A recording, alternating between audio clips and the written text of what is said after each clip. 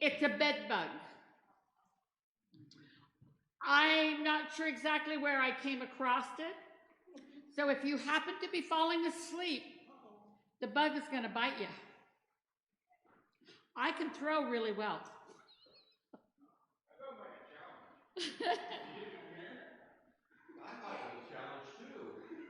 Oh, no. No, I'm the one who has to stay awake and stand up here. All right.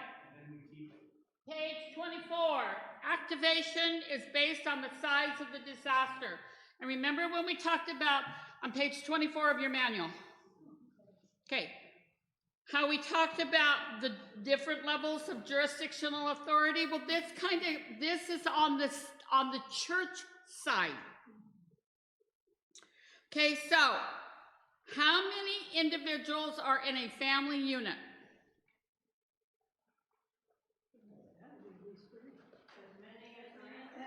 As many as the family has in the unit. I have seen as large as 27. Multi-generational, cultural, ethnic issues require that families live together. In this, Cindy, remember on Norman Avenue, and where there's a corner, and we would always make the left. Okay, there's a house there that has 4 generations living in it. The youngers are way up high and the olders are in the middle, and it was an amazing thing.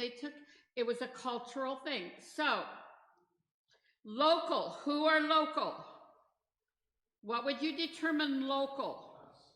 The church in the area, okay? So you are supposed to be able to take care of 10 family units, an apartment fire. Okay, you see what I'm saying? All right. Yes, ma'am. You meaning a church or us as a... No, a church, honey. A church. Okay? And then for 11 to 50 family units affected, the local area, the district, and I know, yes. Someday I'll discuss this with Ron Carlson. Okay, a district or multiple churches. It could be part of the greater Kansas City area.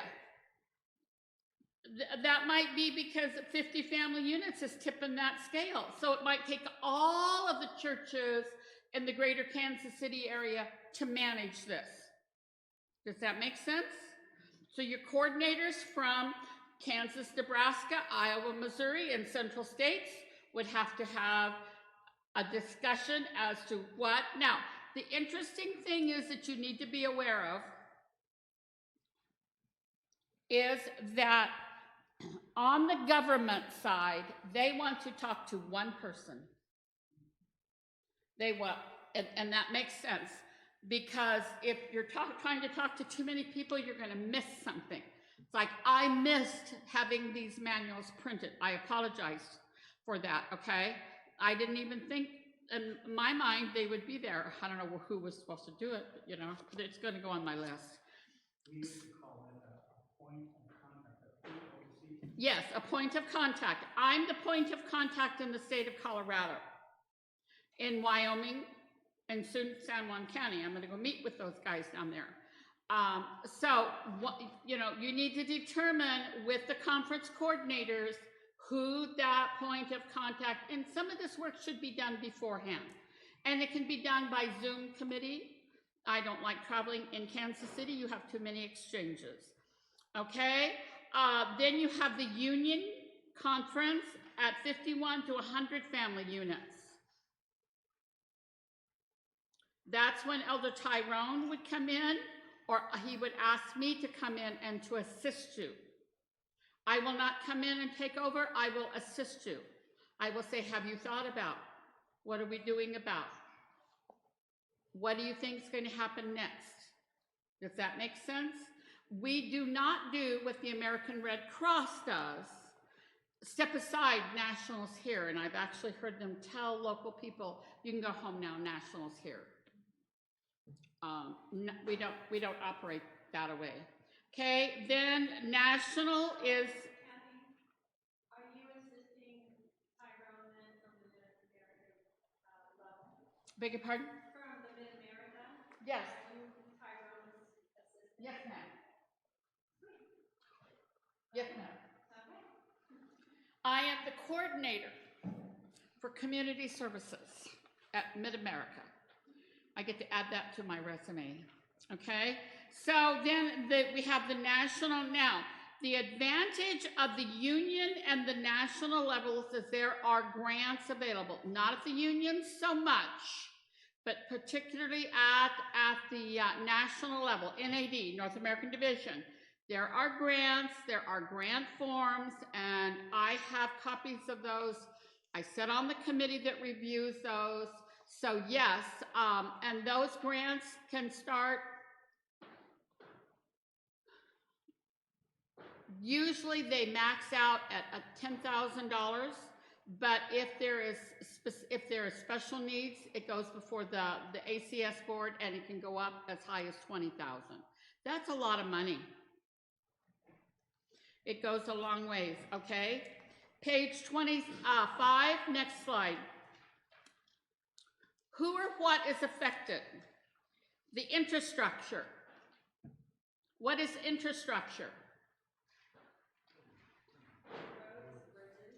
Water, sewer, schools, hospitals, roads, bridges, all of that anything that is owned most generally by the government or some aspect of the public utilities. All right? Government leaders, they get very stressed out, guys. Social services, suicide, the needs for counseling, that kind of stuff always goes up.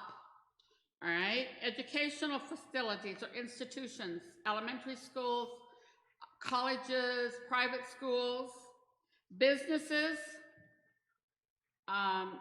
One of the reasons that we buy local is because we support the local businesses. And there are businesses that will give you donations. It's like Home Depot, Lowe's, Walmart, Kmart doesn't exist anymore, Target. These places, they give back to the community. And in one incident, we went to Home Depot and he said, look, he said, I've given out all but $50, $100 of what I can give out. But he said, come back Monday, it's another month. And he also said to me, he said, if I cannot give it to you free, I will give it to you at cost. How many of you carry your state, your conference tax exempt number? All right, if you are purchasing, and you pastors, at least in my conference, the purchasers during an incident has a copy of the tax ID so that you get it tax free. That adds up really fast. Anybody a veteran? Okay, we have veterans. Lowe's, Home Depot will give you discounts if you have the correct information as to being a veteran. And each one of them you have to jump through their little hoopy boopies, but it's worth plenty of money. All right? All right. Emergency services, hospitals and other medical facilities, volunteer agencies, families of those affected, church members, and pastors. And the part on the pastors here, I want to remind you, as well as the pastors, their first responsibility are shepherds of their flock. They check on their flock. Is their flock safe? Are they secure? Then they check on the buildings that are owned by the conference, and then they reach out. Okay? That's very important that the flock be taken care of because they're supporting the pastor. All right? Next page. Local response. Now remember how we talked about this. Every disaster begins and ends as a local disaster. The ownership is local, and even though the state moves in, even though FEMA moves in, it is still the state or the local lowest jurisdictional authority that it is in control of. Okay, this includes ACS and ACSDR programs. I will not come in and tell you as the union coordinator how to do it. Now, if you have chaos, I will help organize you. Okay. if you have questions. And if you have an incident happen in your community and you don't know something, you call me. My phone is beside my bed. I am a texter, but the first time you text me, you have to tell me who you are, because I will go, who are they and why do they want to know that? Okay, all right? So you let me know, because I'm a resource person for you. Okay, local government should call upon the state and federal government to assist if additional resources are needed. They do that even with equipment and supplies. There's a term called EMAC, emergency, where it's like in Colorado, my liaison, Noah McCord, went to Kentucky, Tennessee floods. He came home and he said, I'm never doing that again unless you go with me. Because he said, they don't know how to manage donations back there. He said, I couldn't find ACSDR. I said, the state wouldn't let him stand up. Sad. Conference ACSDR coordinator director must be advised of all disaster relief. And I'm going to say this for our coordinators. They would rather be told a dozen times than not be told at all. So it's like I tell my people in Wyoming, I don't get Wyoming news. Call me, text me, email me, let me know. Okay, myth number 1, this is on your test.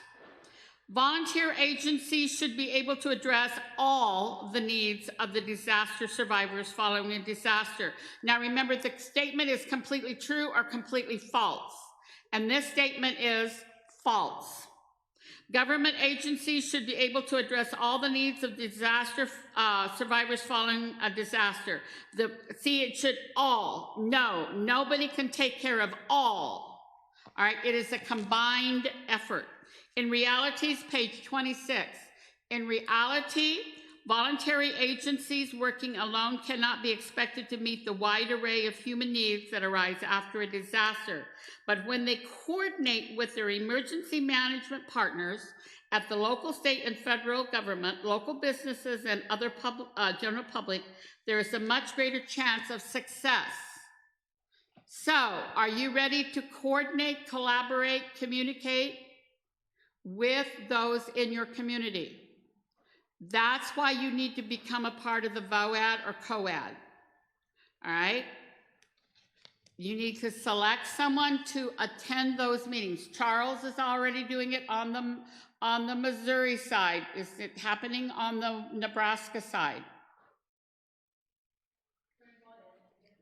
Okay, Francois, you're listing on the state VOAD calls?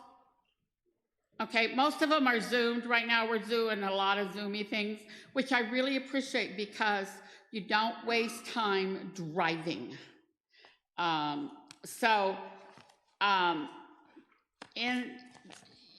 I'm hesitating because I don't, okay. Is there a Greater Kansas City VOAD? It's Kansas City Regional COAD. Okay, so, all right, I'm not too far off then, all right. So, and these people, once they get to know you, will appreciate you and recognize you, and you can serve well. So during the emergency phase, remember I drew it up here on the board, immediately following the disaster is in effect putting the supply chain. First 10 days, as long as it needs to be, it's an emergency phase. Then we go into the recovery phase. So you have the emergency phase, you have the EMS, you have the police, you have the fire, you have all those good and wonderful people. However, when the guns and hoses go home, the incident is not over, whether they want to say that or not. You realize who the guns and hoses are? The hoses is the fire department, because one of their primary pieces of equipment is a hose, and the guns are anything pertaining to law. So guns and hoses, there are those who have the narrow perspective that once the guns and hoses go home, yes, the emergency phase is done with, but the recovery has just begun. And many people who are guns and hoses do not understand recovery, and therefore they don't support it. So don't be surprised. All right, in the recovery phase, you assist the volunteers to return to a normal living condition. What is normal? What is normal for me is not normal for you, right? We cannot predetermine normal. However, there are things that assist in a normality of people. A bed, a couch, food, shelter, clothing. Does that make sense? All right? But we don't tell them what they need or want. Do you like to be told that? Then why should they? Short-term recovery phase, first few weeks. Long-term, actually, Katrina recovery is still going on. There are some incidences where it's never done. All right, page 27.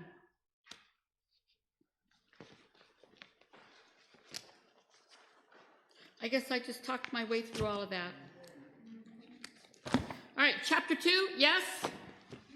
All right. Operations. This is the nitty-gritty part of it. And I will say this to you, you are to always ask for clarification. If you do not understand something, that means I am not teaching well and I need to know that. All right? Services provided. Services are provided without regard, slide, to any person's race, color, language, age, religion, or economic status or gender. All right? The Father loves us all, therefore we take care of everyone. Proselytizing is not an appropriate part of this function or for any member of the ACSDR team while on site. Now let me explain to you how you can do that. In every facility that I have ever set up, we have a table in the library section, the book section, and you will have Bibles, you will have Bible studies, and the Jehovah's Witnesses will come in and want to put their Bible there, okay. The LDS will want to put their Bible there, okay. But we always have appropriate materials there. And the reason you can do that is because they can choose whether or not to pick it up. Does that make sense? And in fact, we've more than once people have come in and you have a Bible. I've lost my Bible. I need my Bible. Is the Bible all that you want? I ask that question. And they always are so glad to receive that. So this idea, and I hope that we're through this phase, that we require people to have prayer or a Bible study before they can receive anything from our food banks or our clothing banks. The pastors are going, are you kidding? Yeah, it has happened in a couple of places, and we have to discuss that with them. According to the agreement that ACS has with the food bank, we don't do that. We don't. And there again, I go back to the principle. Would you like to have that happen to you? Go back to Jesus. Yeah. It's Didn't require anything. Yeah. All right. You want to change the slide, sir?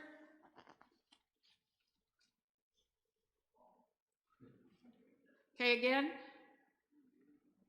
Again. Where's your ball? Oh. Okay. All right. Again. All right. Let's quickly look at this slide. We don't do a lot of mobile distribution in Rocky Mountain because we have a lot of, shall I say, channels of disasters. But in Missouri, where you have greater flooding, you might need to do mobile distribution. And what is a mobile distribution? Well, you take a Penske truck or a U-Haul truck or something along that line, and you load items into that, and you go out to a city building, you ask permission. Lowe's is a really good place. I've had really good luck with,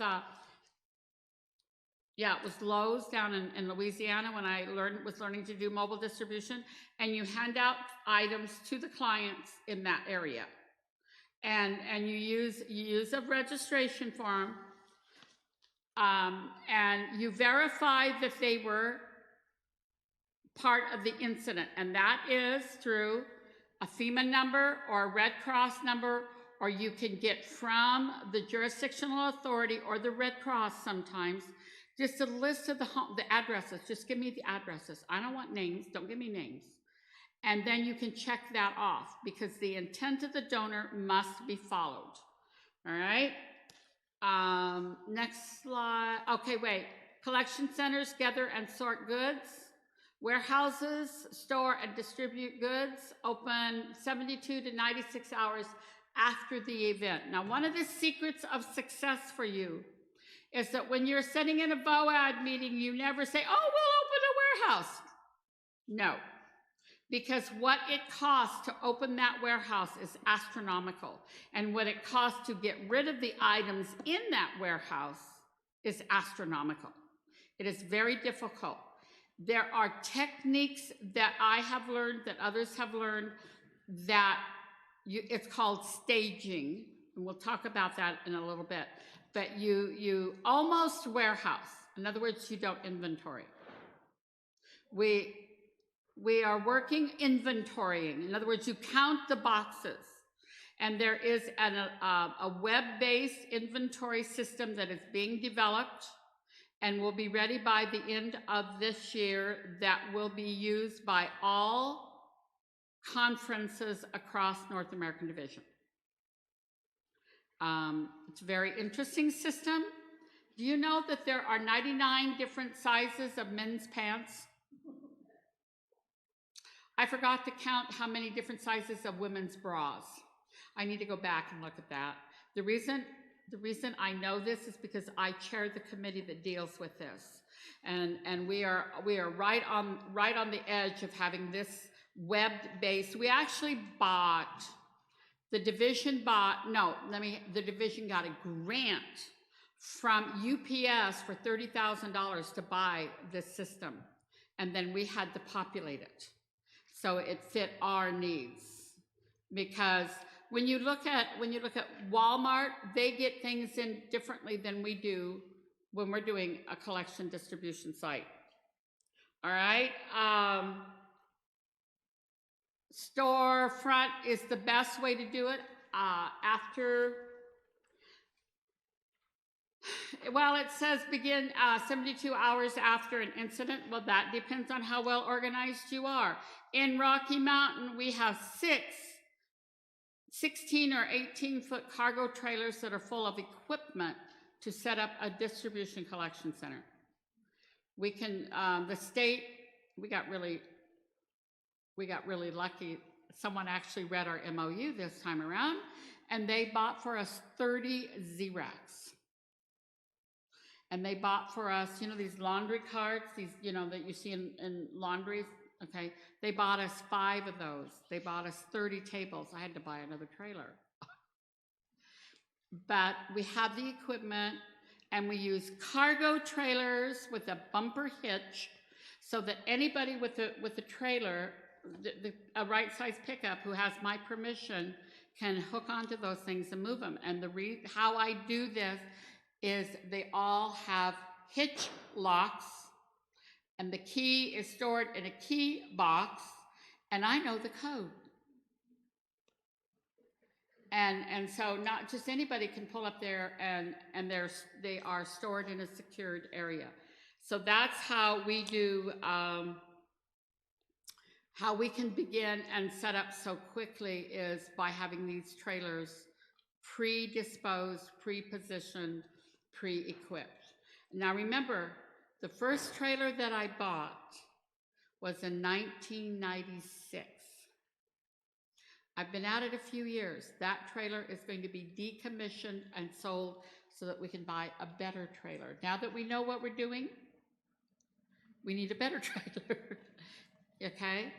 And pastors and coordinators, you do not have to go through the division and buy their trailers. They're far too expensive. You don't have to have the fancy siding on it and all that stuff.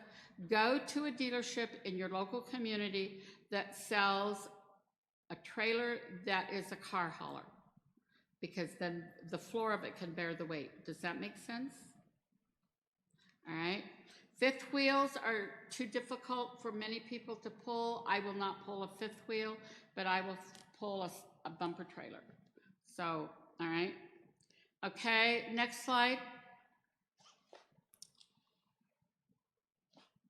Okay, collection centers, they do not close after 7 to 10 days. The best rule of thumb is 2 weeks. But you continue to collect as long as things are coming in of quality. The Joe and Jane public, if you collect for more than 2 weeks, will start giving you yard sale specials. You don't want that. However, the collection center may close, but the LDS church or the Lutheran church down on the corner will come to you and say, we collected $3,000. What do you want us to buy? Well, you go, okay, all right. What about kitchen kits? There is Gibson kitchen kits that are available at Walmart, Sam's Club, and you can buy an 84-piece kitchen kit for around $65. And they're nice. And so you go buy those, kitchen kit. In other words, imagine the dishes, the pots, the pans, the potato peelers, the spatulas, the measuring cups, the measuring spoons, the salt and pepper shakers are in this kit. It is amazing. Look it up. It is absolutely amazing. The other thing that what can we buy for you to give, that we want to give it out in your facility, not a problem. Bring your own table, all right?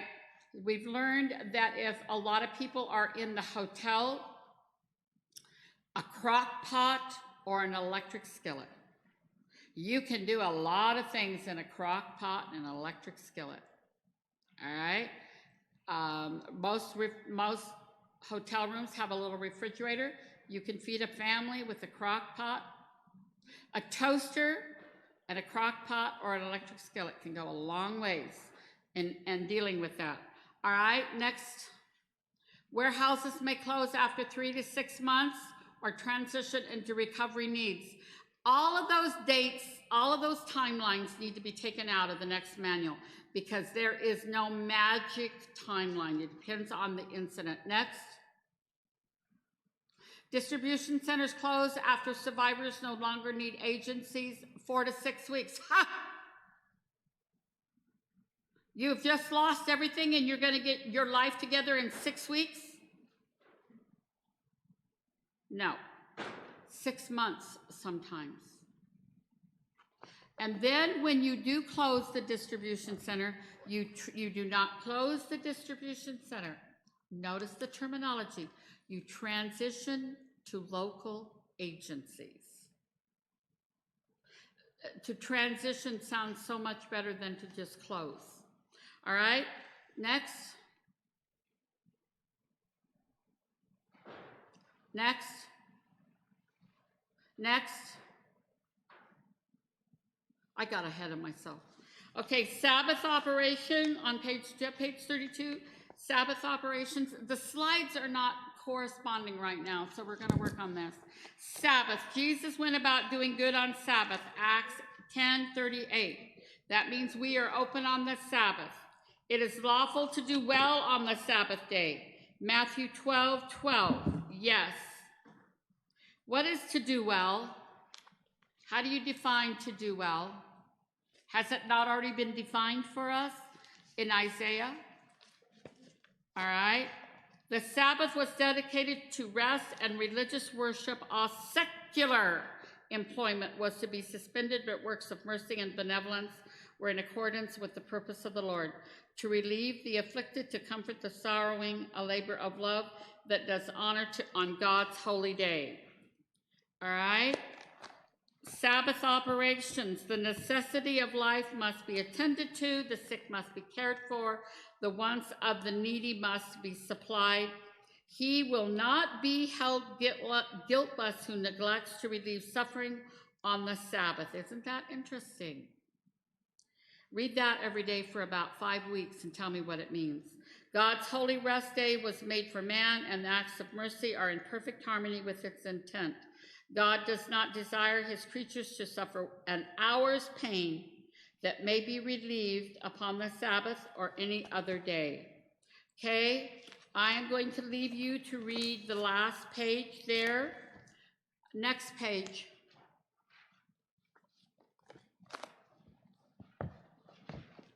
Yeah, continue on. National Command Center. In the event of a national disaster, the ACSDR NCC may be activated. The National ACSDR Director and staff will operate the NCC to coordinate with responses. This can only be activated through the union office. So if you have an incident large enough that you think you need it, you contact your conference coordinator. Your conference coordinator talks to Elder Douglas and I, and we will activate it for you. All right, next slide. This number is no longer functional. Due on the quiz, it's there. You no longer have to have it memorized. We will remove it when we redo the manual. AIM, Adventist Information Ministry, is a question on the test. Ignore it. Okay, page 34. Next slide. Aha. So this gives you a graphic. Okay, hit one. Individuals make donations to, next, the collection center. Does that make sense? All right, next. Then you have corporations and companies. And this will actually happen to you. We got a call. I don't know who started the conversation, but it got started. Somebody got a call, and the Clorox Corporation wanted to donate 38 pallets of Clorox cleaning supplies. Did we say no? We said, when are you going to send it? Yes. I just want to say something about big forces. A lot of agencies a lot of companies want to have a tax write-off, so they'll make stuff that are fully stated so that they can get rid of it out of their warehouses but get the tax write-off for it. And it's still good stuff. No, it's true, but we have to be careful because, one company wanted to donate medicine to us. No. And we rejected it. No. Yeah. Because There's a reason behind that. Yep. Yeah. And when at Katrina Safe Haven, the Olympic Center is down in Colorado Springs. They cleaned out their closets, all their storage rooms, and people were wearing Olympics, 10 years ago, but the coat was a $350 coat. Did I care? Did they care? No. At 4 Mile Canyon fire in Boulder County, there was a corporation. Now, I used to work in a sewing factory before I went to college, and the coats were white, kind of a thin, sheer material, and where the pocket facings were, they used an off-white, and you could see that through this sheer coat material, and they would not sell it. Those coats sold for $350. They brought them to me. Can you use these? Sure. We had so many of them, I contacted the Tree House. And the Tree House in Boulder at that time was the teen shelter, homeless shelter. I asked the director to come down, and I showed her what I had. I said, do you think your teens would want these? She goes, how many can I have? I go, how many do you want? You see what I'm saying? People would come in. Did they really care that you could, yeah, right. But that's the example. Target. One of the Targets, they had an employee that came into the facility and got goods from us, went back to work and told Target. Target started sending us the things that were returned to the store. Brand new, nothing wrong with them. They had a couple of volunteers that would bring it out to us. Whoa, nice, okay. Out of Fayette, Arkansas, during the flood 2013, Red Cross got a shipment of, let's see, there were 28 pallets on the truck, and there was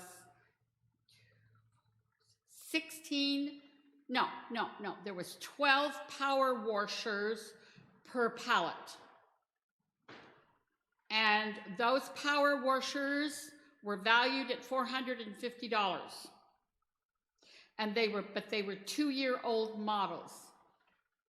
Did we care? Did the people who got them care? So we met the VOAD, we said, we've got to control who gets these. So the decision was made, businesses, HOAs, and groups or agencies. And this is so funny. I got this in and I thought, oh Lord, how am I going to get rid of these? So I went upstairs to the debriefing, and I'm at the debriefing, and there was this, it's so cute, this Southern Baptist guy, because he had his shirt on. And he was from Arkansas. He had a very Arkansas-ish accent. And I walked up and, I introduced myself and I said, sir, I have a question for you. Now he stood, seriously, he was over 6 feet tall. And I looked up and I said, sir, could you use power washers to help with the cleanup?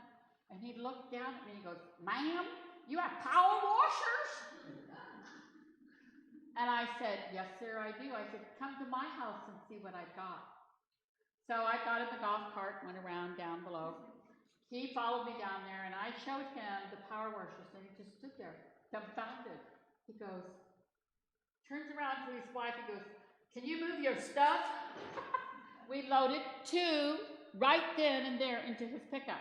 He went back to his camp, and you know how many boyfriends I had the next morning? But the Lord is gracious and merciful to those of us who are ignorant. I heard, and I swear, I hear these voices. It said, track who gets these. So I turned to Zach, my FEMA Corps young man. I said, go out onto the floor, get an old notebook, and every time you give away one of those power washers, you get contact, the whole 9 yards, email, telephone, agency, all of that. All right? They tracked it. 6 months after we had closed the facility, I get a phone call from the owner of the company that made the power washers. Can you verify for me that I'm sure I can. I can even tell you who you got them from or gave them to. I said, it's on an Excel spreadsheet in my computer. Yeah, I earned lots of stars. FEMA questioned that donation also. Earned a lot of stars on that deal. So any major, and that's anything over $500 that you get in donation, like chainsaws or those kinds of things, you track that information. All you have to do is agency, contact, telephone number, email, and the date it was given out, put it up in an Excel spreadsheet and store it for 7 years. That's what they tell me to do, okay? Next, distribution centers. Now you notice they're telling you here on this to send everything from the collection center to a multi-agency warehouse. No. In most incidences, you will not. The warehouse, it'll go directly to the distribution center. As soon as he slides, there we go, to the distribution center. That is the only place that the client comes in and receives items. And you have the client fill out a form. Now, I'm going to take a real quick sidetrack here. Oh, here it is. During Marshall Fire, remember I told you that Noah McCord, when he became our liaison to the state, walked in the building, and he was 27 years of age. And I had never met Noah before. Because, I mean, you talk about, you're supposed to partner with someone that you've never met. And we got to talking, and one of my team members walked up and said, we need more registration papers. And Noah went, paper? You're using paper? And I went, yeah. He goes, oh no. I said, what do you mean? Oh no, he goes, we're gonna go electronic. I go, we are? And he developed a program, and on that program, and I can't show it to you because I don't have it here, but the division is taking this program and we are tweaking it for across the division in two capacities. One is disaster response, and the other is day-to-day community service work. Now, the advantage of this program, if you understand, Karen, you're going to want to see this. You're going to want to see this. You do not have to be connected to the internet. It will download the data that you have, and then when you go to where you've got internet, it uploads it seamlessly, was the term that was used for me. How valuable is that to you? You can collect this data on any iPad, iPhone, Android, Kindle Fire, or a laptop. And it is so simple. I can do it. Okay? And we had elderly people come into the facility, and they, on an iPad, and one of our team members sat down and showed them how, and they go, I can do this.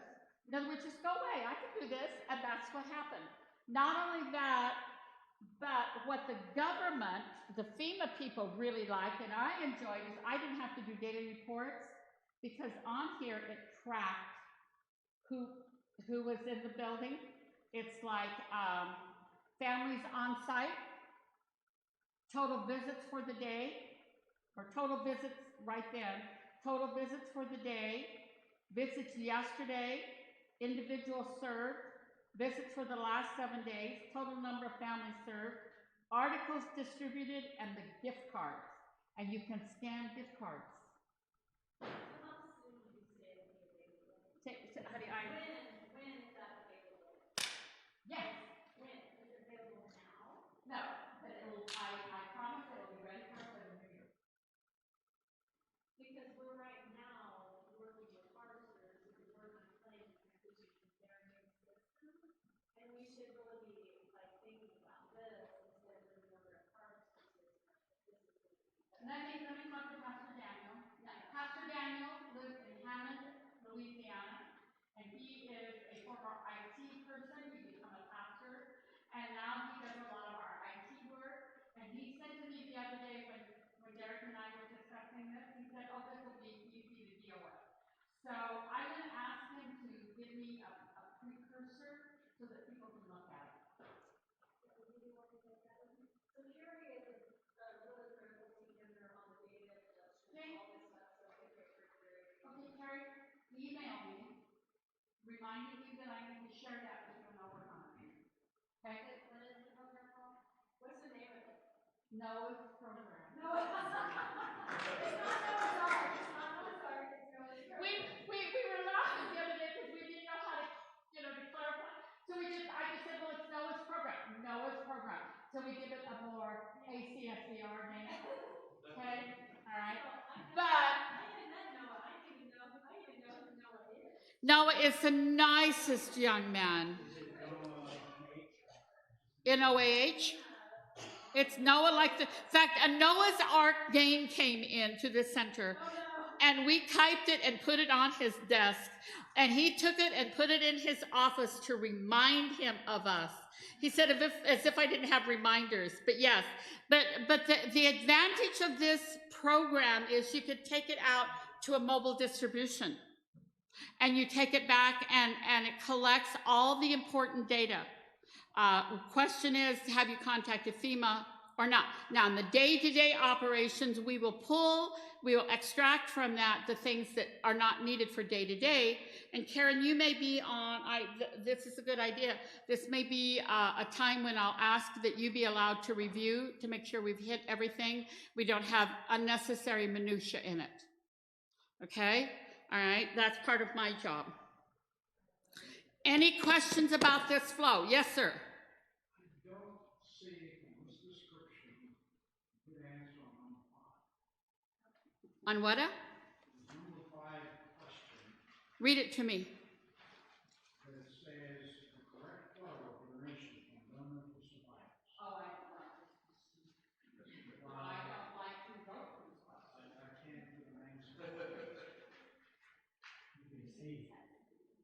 C. Not how much of this stuff. What do you think it is? C. Charlie. Charlie. That's why I don't like the way the question was written, and I don't like the way the answer was stated. For those of us who write questions and answers, they're terrible. So it's C, but good catch, sir. Thank you. See, what's missing here is the emergency center, shown here. Right. Right. That's why we need to have better questions. Good. Thank you, sir. I appreciate that. Next slide. Now, this acronym actually became in the Mary Jane book. And for those of you who are in disaster response, Mary Jane is the book for all the known acronyms that FEMA might use. And this says in the Mary Jane book that this is an ACSDR term, and it is now used by FEMA. So, stuff. All right. You ready, sir, back in the back? Surplus, trash, unuseful to frantic folks.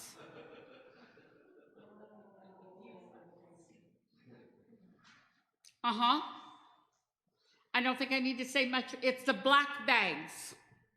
It's the unsorted minutia that you get. All right, the next.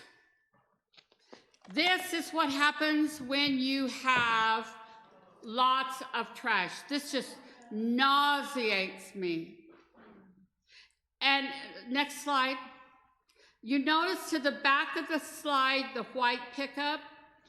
If you know what you're looking for, you can see the front end of a front end loader that is just loading it up and putting it in a dump truck and hauling it away.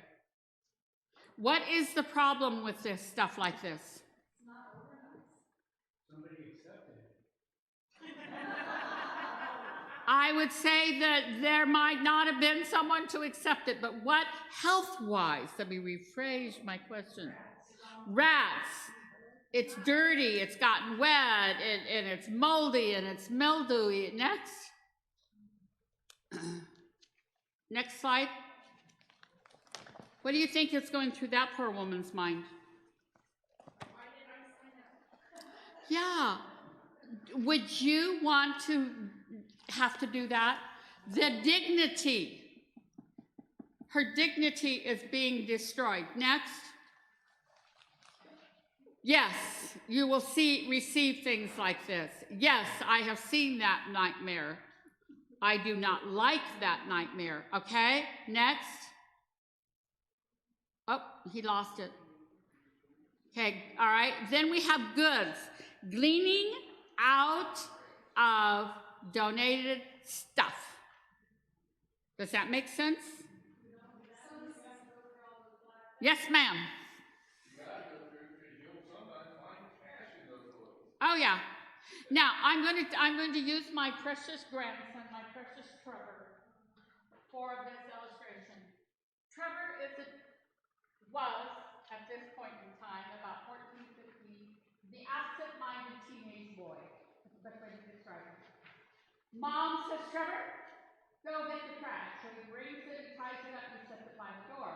Mother says, they've had that disaster. I talked to Sassy, I know what they need. So she goes to the house, Mark's outgrown his jeans, Trevor's outgrown these jeans, they're still good jeans, they're still good clothes. She gathers up 5 or 6 trash bags divided. Because trash bags is the easiest way to transport. So she says, that morning, Marcus says to Trevor, carry those bags out to the car for your mom. Does he differentiate between the donated goods and the trash bag? No. But we do. Another rule of thumb is if you open that bag up and you do not like the way it smells, you do not like the way it looks, you do not like it, you tie it up and you get it out. You never reach into a bag that you are not comfortable with. Alright? We do provide PPE. Y'all know what PPE is. Personal protective equipment, gloves and masks, if you want them. But I swear to goodness, that's what's happened more than once. Tie it up, throw it out. Does that make sense?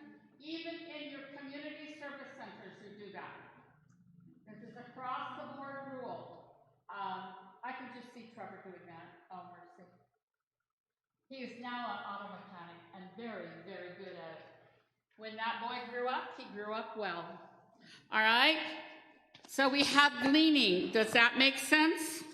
Now, remember, most likely, when you are doing an incident like this, you will be a team lead because you've already had the training. You'll be wearing a yellow shirt. You will be helping teach people to sort. You may not do the sorting yourself, but you will be working with people who you will train on how to sort. In other words, yeah, I see she says, I'm processing this, right?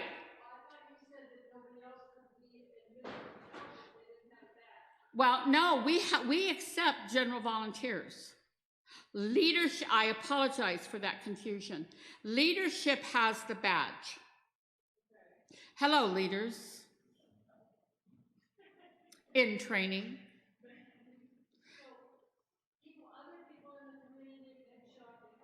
Yes. Do you want them? Do you need them? Yeah. So. Right. Or the distribution center or the collection center to help you. You need to get to know your LDS,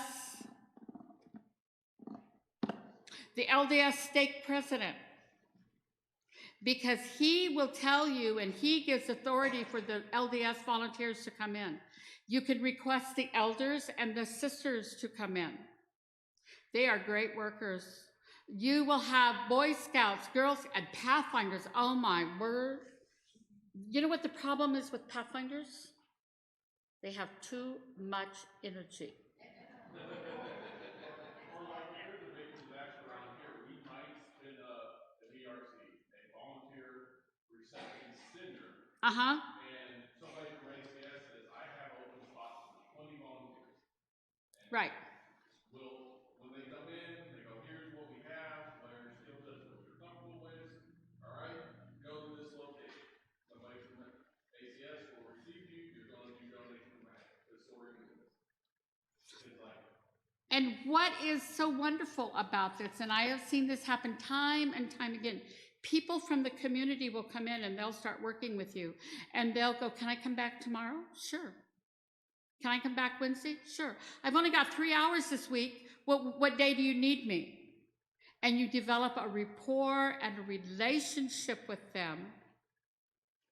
And then, oh, you're with the Adventist Church? Yes. Would you mind having prayer with me? No. Or, why are you guys vegans? Why do you worship on the Sabbath? If they ask, you answer. You see what I'm saying? So it develops that contact in the community that leads to relationships. All right?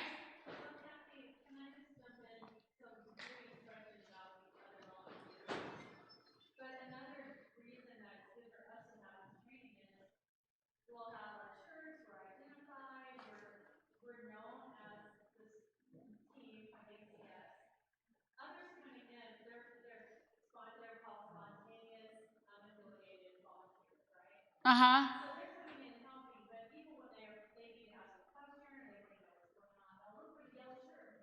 You know, they'll go, okay, what's going on? Here's what, you know, and they'll know who's trained and who knows what's going on, who they're asking for their assignments. You know, what should I do? Right. Now, that does not mean we're going to throw you out to the wolves and just throw you out there and not help you at all. Your conference coordinators and your other team leaders will help you know how to deal with these people. yeah, I won't throw you in the woods like I got thrown in the woods when the emergency manager went, come with me, you're going to the beach. Right. Well, and Karen had a few days when she came out to Colorado. She requested to come to our site, and I'm going to admit something to Karen. You are the second person in all my career that I have allowed to come into my conference because I am a gatekeeper. There were some issues out and about, and I said, I ain't going there, don't want to put up the headache. refused until Bo and Deb from Texas came up, and then you came in. Since I have trained you and past coordinators, the division is working with unions to have money available for people to travel to another conference to be able to receive training from that conference. So just to add to your story there, within 2 days, they were giving you the keys and having you stay and lock everything up at the end of the night. We threw her to the wolves. Nah, you were under Valerie for 2 days. What more did you need? All right, I heard a question start. You said the division provides money for the unions and for the conference. Yeah, we're working on that. Who would you contact at the division? You don't contact anyone at the division. You contact your conference coordinator who talks to the union man who talks to the division. It has to go through a basic chain of command. Yes, ma'am. What kind of training or do the volunteers that come in have or? OTG, on-the-job training. Just basic, you know. Most people, you can say to people, what experience have you had in the past? At the Marshall Fire, we had retired retail merchandising people who knew how to organize clothing. Do you think I'm going to put them anywhere else? No. We had dock workers. Hey, we got a load, let's go. Yeah, I mean that's knowing their past history is very important to you. All right? Look at the slide. What is the problem with this load on this truck? The pallet is beginning to shift and collapse. We don't want that. That's pretty scary. I've dealt with it. Next slide.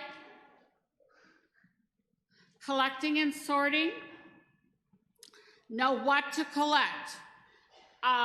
If you do not have a basic needs list, you need to think about developing that. I have one. You need the toilet paper, the paper towels, the shampoo, the conditioner, the toothbrushes, the toothpaste, the pots, the pans. In our area, we collect sleeping bags and cots and camp stoves and all that. So consider the season and the area of the country to which you are shipping. I would recommend that you not ship a thing. It is so expensive, but you send a donation. Go out and find out what it's going to take to ship that truckload of stuff and donate that money to the site. Does that make sense? I mean, it is so unless you're Amazon. Now, my mind just went down that track. How many of you are aware that on Amazon you can post a wish list for an agency? People can go on and buy the item and have it shipped directly to the agency. We did that. We perfected it in the Marshall Fire. Of course, no. Do I need to say more? No, it helped with it, But we could, new towel, beautiful towel, sheet, laundry soap, cereal, kids' toys. It was amazing. And that is something that is not in this manual that we will put in the new manual. To learn, you need to know how to do that. Yes, Pastor?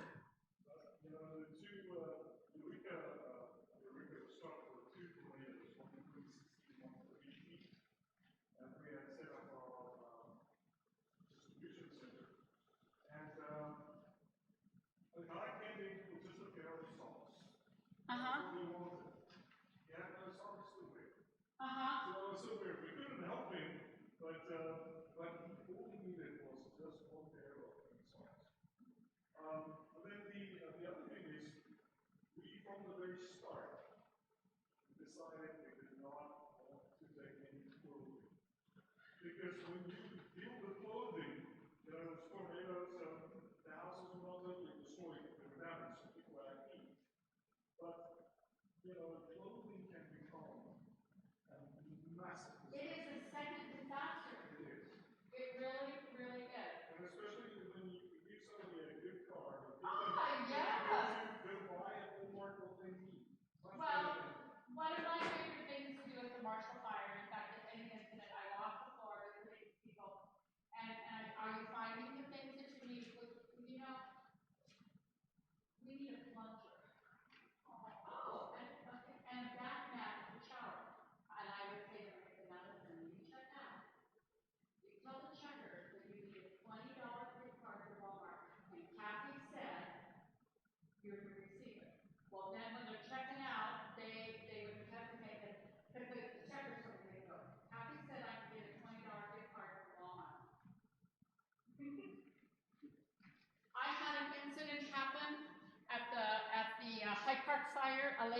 of Mrs. Michael.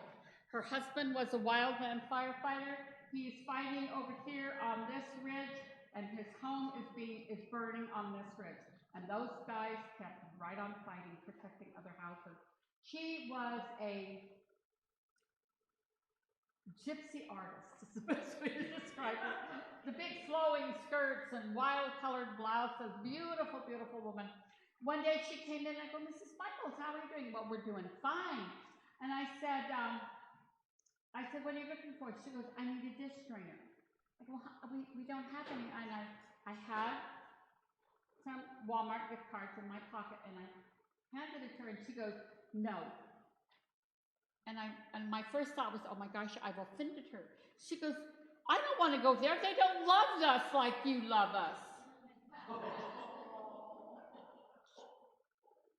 And I said, well, I'm glad you feel loved, but you need to go get this. So she finally took it from us, okay? Another thing about giving gift cards or doing the correct thing. When we get these as action, we go, oh, I want to donate that canned goods. And I forget what the statistic was, but that one can, the volunteer's hours for me to sort, pack, palletize it, and ship it to where it needs to go, I can reach out to a food bank and like triple or Yeah. more Yeah. what that one can was worth by reaching our connections. And the other thing is on Noah's program, you can scan the back of the gift card because there's a code on that, and it slides it over somewhere. I'm not sure where, but it slides it over there. And then when Marcus Kistner comes in and he says, I need a gift card to buy dog food, they can look down the list of dogs, of donors and see, oh, Petco, is that one back here? Okay, Petco, they can give him that Petco card. It deletes it from the system and adds it to his account. Yeah. We can scan gift cards. I watched them do it. I didn't do it. I watched them do it. Very interesting. No box should exceed 45 pounds. Make sure that you team lift anything more than that. All underwear and socks must be new in the original packages. All right. That is a standard health law. All right. Sorting goods. Here, this is down at the Texas warehouse that the Pathfinders are doing their thing. Okay, next slide. You can't see this young man, but he's got to be a college kid because he's in shorts with flip-flops on in the midst of winter, or they photoshopped it, one of the two. All right, next. This is Charlene Sargent out of the Pacific Union. She's standing in the desert with a down coat on. Now, does that make sense? No. All right, next. So when you're packaging donations, put them in a cardboard box. You can get cardboard boxes. Lowe's or Home Depot or Walmart might donate to you. In the state of Colorado, they buy the boxes for me. It's in our MOU. All right, fill each carton with the same kind of item and mark it clearly. Do not put toothpaste in with toilet paper. In other words, what you have are pallets, and you start in the corner at that door, and you label the food, hygiene, and we have a number system for this. And you put the number on the wall, and you use painter tape, not duct tape. And you take the numbers and you put them in a sleeve protector and you put it on the wall. Then when your sorters are sorting and they've got a bunch of food, they can go over there and they can see, oh, here's the green beans, here's the peas, here's the corn, the socks go over there. Does that make sense? It is the same principle that is used in a library Dewey Decimal System. Every category has a number. All right, I know clothing is 800, food is 100, animal is 0, personal hygiene is 7, but don't ask me about the rest. Okay, don't send boxes of miscellaneous whatnots. All right, cartons must be fully packed. What happens to a cardboard box that is not fully packed? It crushes. Palletized and shrink wrapped. Okay, packing clothes. Oh, yeah, that's a bad palette. I've got a whole bunch of pictures. What's the next one? I forget what the next one is. How about that one? That was scary to unload. The next one. Well, these look like the ones out of Fort McMurray. I got to go to Fort McMurray. It was fun. Next one. How about that? That's looking down into a Gaylord box. That's what they put in that box. Next. How can you load a truck? I see you girls back there laughing at it. How can you load a truck when the truck only it's wide enough for 2 pallets? You can't put a second pallet beside that. Next. They put a pallet on top of a pallet. Why? Because one of the pallets wasn't sturdy enough to hold the weight. Ugh. Okay, next. Next. There was water on the bottom of one of these, and I don't remember which one, but the water collapsed. The trucker had water in the bottom of the truck. He wasn't bothered by it. I was. Next. Okay, packing clothes. That's how not to pack a pallet. All right. Separate and pack by gender and size. Yes, we do believe in boys and girls, by the way. And size, the larger size is on the bottom, and you work your way up to the smaller size. Pants and slacks should be packed so the longest inseam is on the bottom. Shirts, sweaters, and jackets should be packed with the largest size on the bottom. Next. Precautions. Next. Okay, wearing protective gloves. Face mask is recommended. Unused items should be discreetly discarded. In some communities, you might be able to ask for a zippered roll-off. And that means you can actually zip that roll-off and lock it at night so people cannot get into it, or the media can't find it. I had the media, not at my incident, thankfully, but at another incident, digging through some donations, so they found a semi-decent of the back of a shirt and questioned why this shirt was being thrown away. But when you saw the front of it, it was all tore up and ratty. Yeah. All right, next. Dumpsters, okay, it should be emptied regularly. In your MOU with the state or the jurisdictional authority you request, it is on demand. Next. Don't send plastic bags full of miscellaneous items. Please don't do that. That is no fun to receive. Next. Generally, there is no need, Pastor, for used clothing.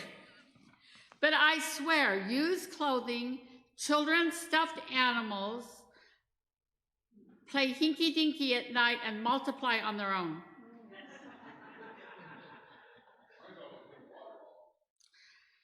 Well, at least I can give water bottles away. All right, next. Maybe we can explain why there's probably no need for water bottles. Just because the agencies send like pallet loads, and one of the first things they rush into is disaster. So they just bring Walmart will bring you truckloads of water. However, what? Bottled water.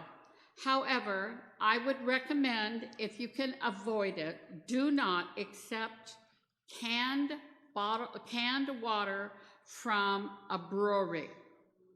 Yeah, Budweiser does that here all the time in St. Louis. Have you tasted it? Well, aluminum. Oh, it tastes horrible because they don't clean the pipes sufficiently, so it tastes like old beer. I mean, it's nasty. It's in a couple of places that we got it in, the guys took it out and used it for target practice. It was nasty, okay? Perishables, most ACSDR facilities do not have the capacity to handle or store perishable, refrigerated, or frozen items. Call your food bank. They'll gladly take it. All right, donors of these commodities should be referred to the food bank. Next.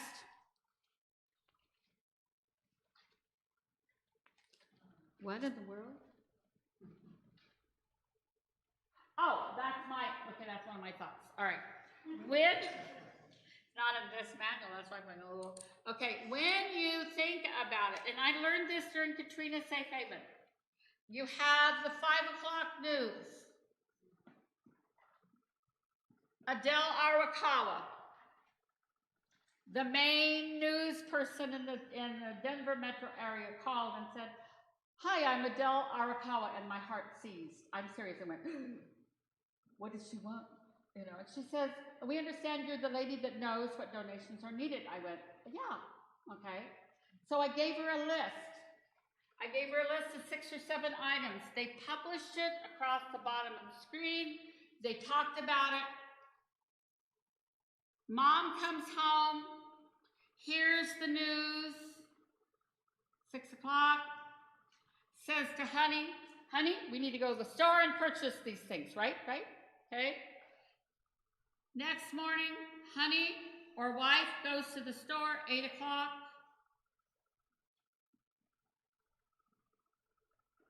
They pick up the kids from school, take the items to the center.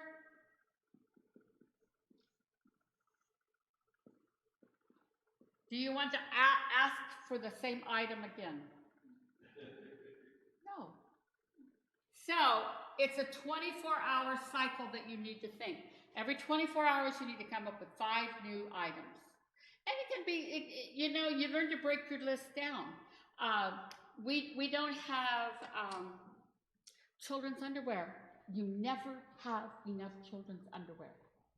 And they go, what size? Size 3T to 6T.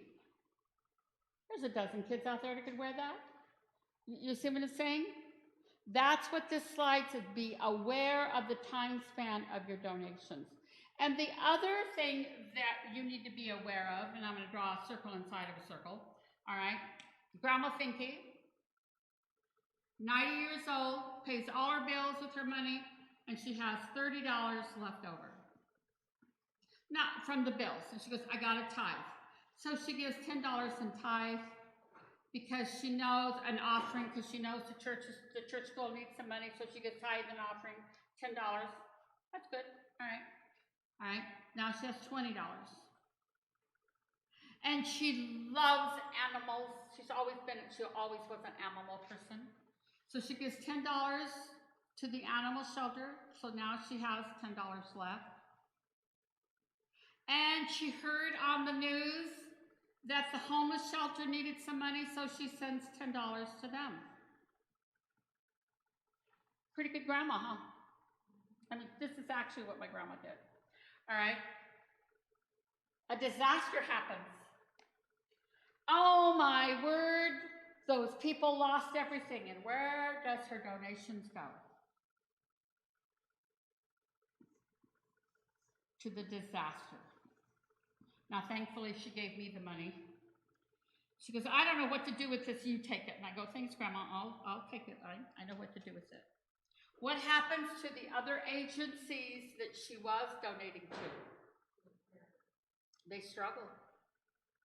So when we can backfill into these other agencies, that is really, really good.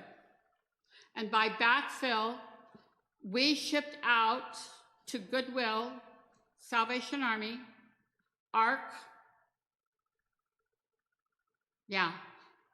to each one of those agencies over 150 pallet boxes of items. Goodwill gave to us $25,000 in gift cards to give out. Yeah, oh my word. We bundled them into bundles of $25, and depending on the number of people in the family, you got $25. And so when I called Sherry, I explained to her what I needed done. She goes, well, let me talk to my people. And the next morning, I got a call from Sherry. She goes, whatever you send us will be fine. We backfilled, so they didn't really, Goodwill, Salvation Army, ARC, all of those actually gained because we were at the end of the incident and could not give out any more items. I mean, when you give out 750,000 items, that's a lot of stuff. No, that's a lot of goods. That's a lot of goods. Next slide. Pardon. Okay. All right. Oh, that tells me we're supposed to take a break. All right, let's stand up. 5 minutes, 7 minutes.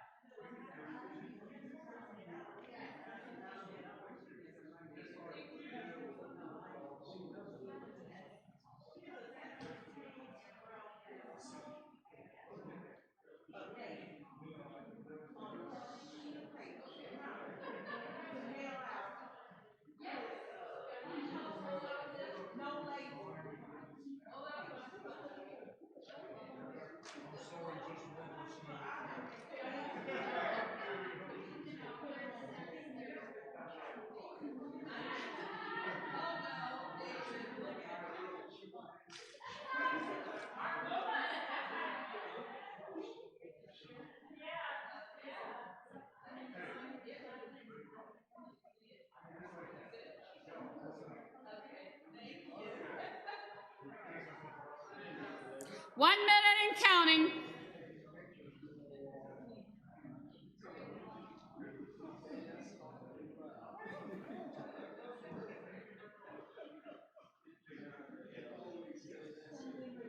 What is this?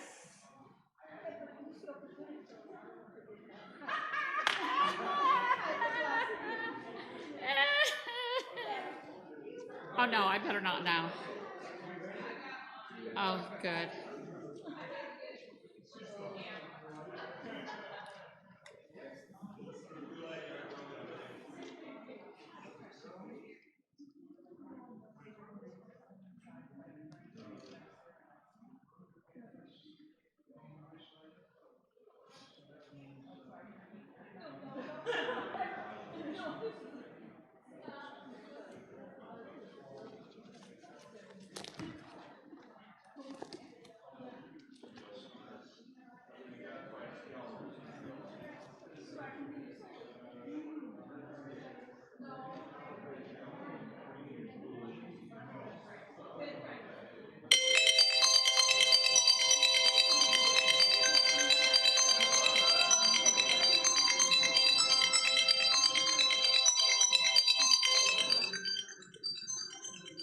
Will the class please come to order?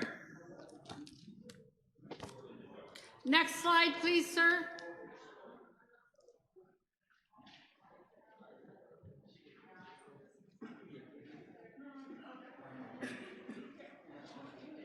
Go again.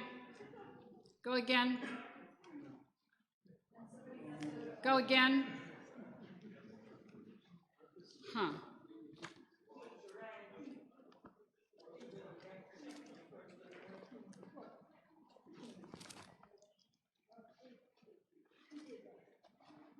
Okay, page 40.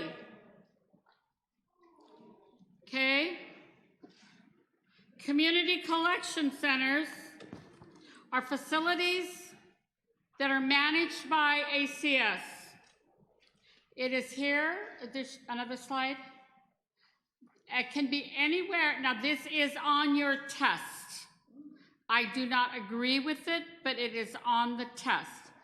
Anywhere, community collection centers, anywhere but usually within 1,000 miles of a disaster site. So they intend for you to ship to it. Okay, so the answer is yes. All right? What? It asks you, the volunteers should help coordinate and manage what? Community centers and multi-agency warehouses, distribution centers, all of the above, or only the multi-agency and emergency.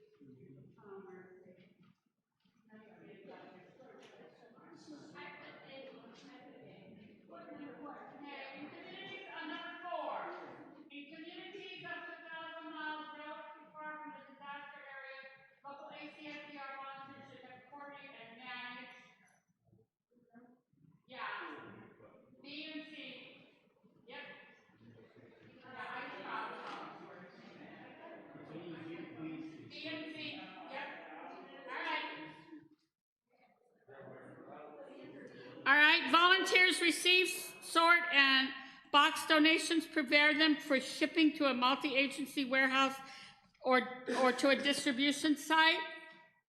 All right, ACS works with the community organizations such as media, churches, civic groups, and the general population to gather donation goods when the emergency needs existed.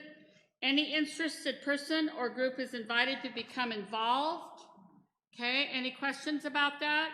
You reach out to your service organizations, your Elks, your Mooses, all of those kinds of people, because they do have Lions Club, $10,000. Elks, $5,000. They came to me, what is it that you need? This is what we need. Oh, we can do that. Yeah. Well, they have, it depends on their policy. The Elks donated like $2,000 to $3,000 in gift cards. Oh, wow. Yeah, because people were dislocated and had to spend a lot more money on gas and things. And so that's what those gift cards were for. Yeah, pretty handy. Pretty nice. Okay. Multi-agency warehouse. One of the things about the collection center and the distribution center, it needs to be close enough that the clients or those impacted by the incident can be serviced there. Right, I forgot that sentence. Multi-agency warehouses accept truckloads of donated goods, are managed by us under agreement with the federal, state, or other federal governments, not intended to directly serve survivors. No survivor is allowed in a warehouse, and I would prefer that you don't let the government people in either, because this is the reason why. They see 5 pallets of green beans, and they want to know why they can't have a pallet of green beans, because I'm servicing 150 centers. You can't have that pallet. You may have 2 cases, but you cannot have the pallet. You see why? Volunteers receive and sort donations, enter donation information into a computerized database, prepare them for shipping to distribution sites. Next slide. Okay, on your test, outside the immediate disaster area, best within 50 to 75 miles of distribution site, where it is not part of the affected area. All right? I think you're the first group that's actually gone through the test as we're talking and answered. What number question? 10? Found it? All right, next. All right, distribution locations where it's convenient to those who need assistance. How's the bus system in this area? Is it pretty good?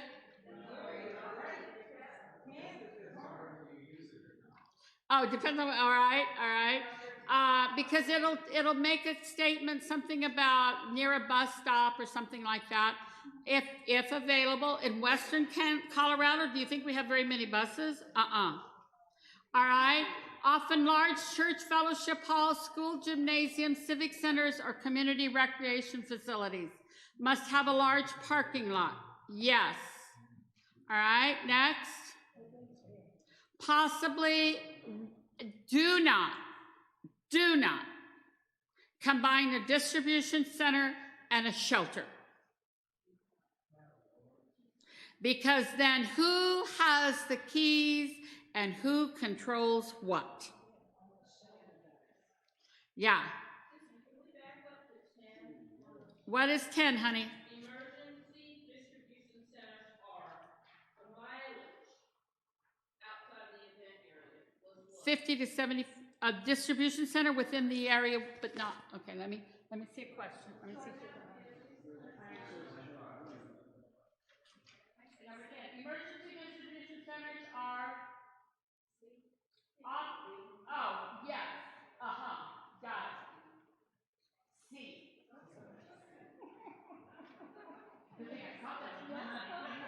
All right. Often at many locations within the event area. These manuals are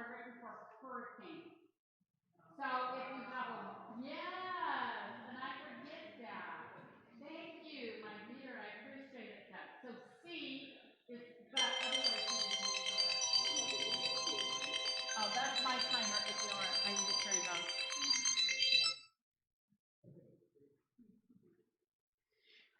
off. Okay, I'm a happy wife. My husband got the hunting camp.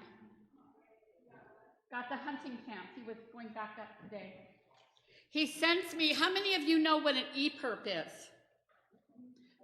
An individual notification system.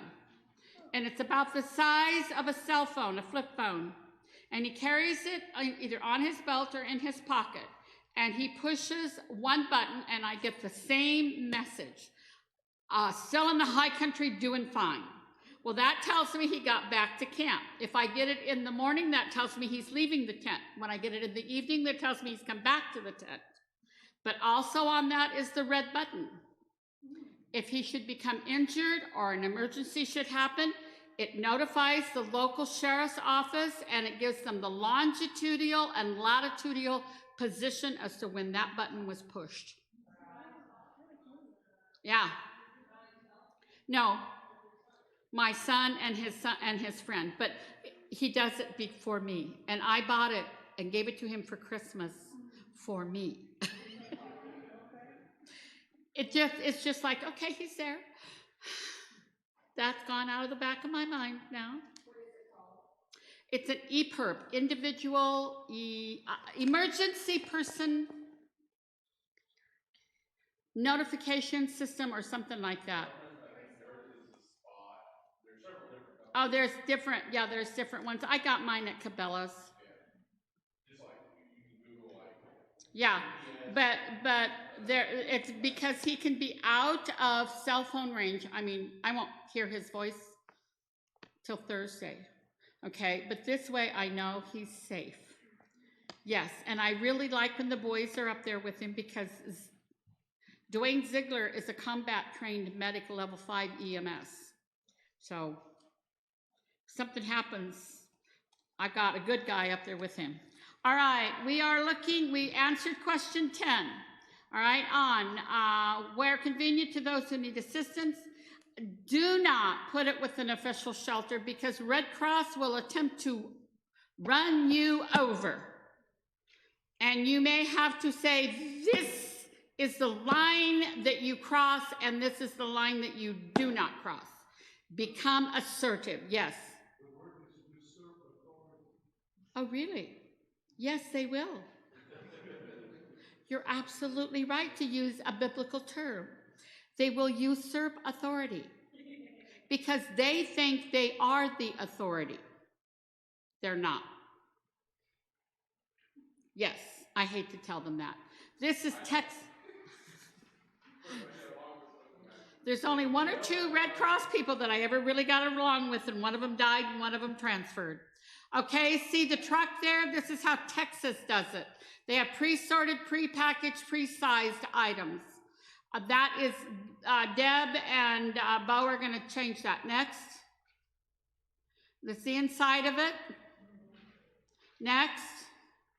This is a good distribution site. Notice how they've got things up off the floor on pallets so it can't get wet. It's under basically a circus tent. I've used those before. I've used wedding reception, the 40 by 40 tents at Katrina Safe Haven. That's what we had to use because that's all there was available. Next.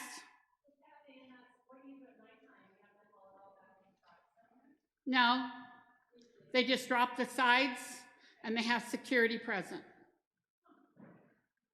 Yeah, that's what we did.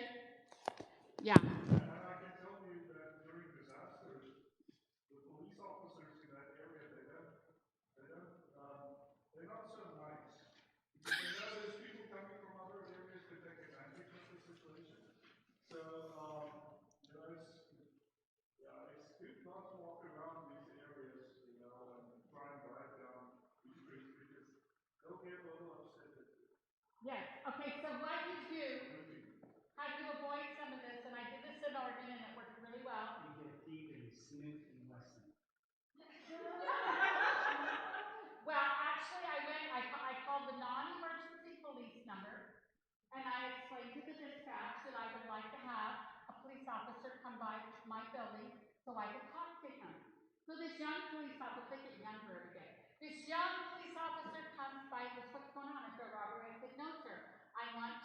4 new police departments. What is going on here?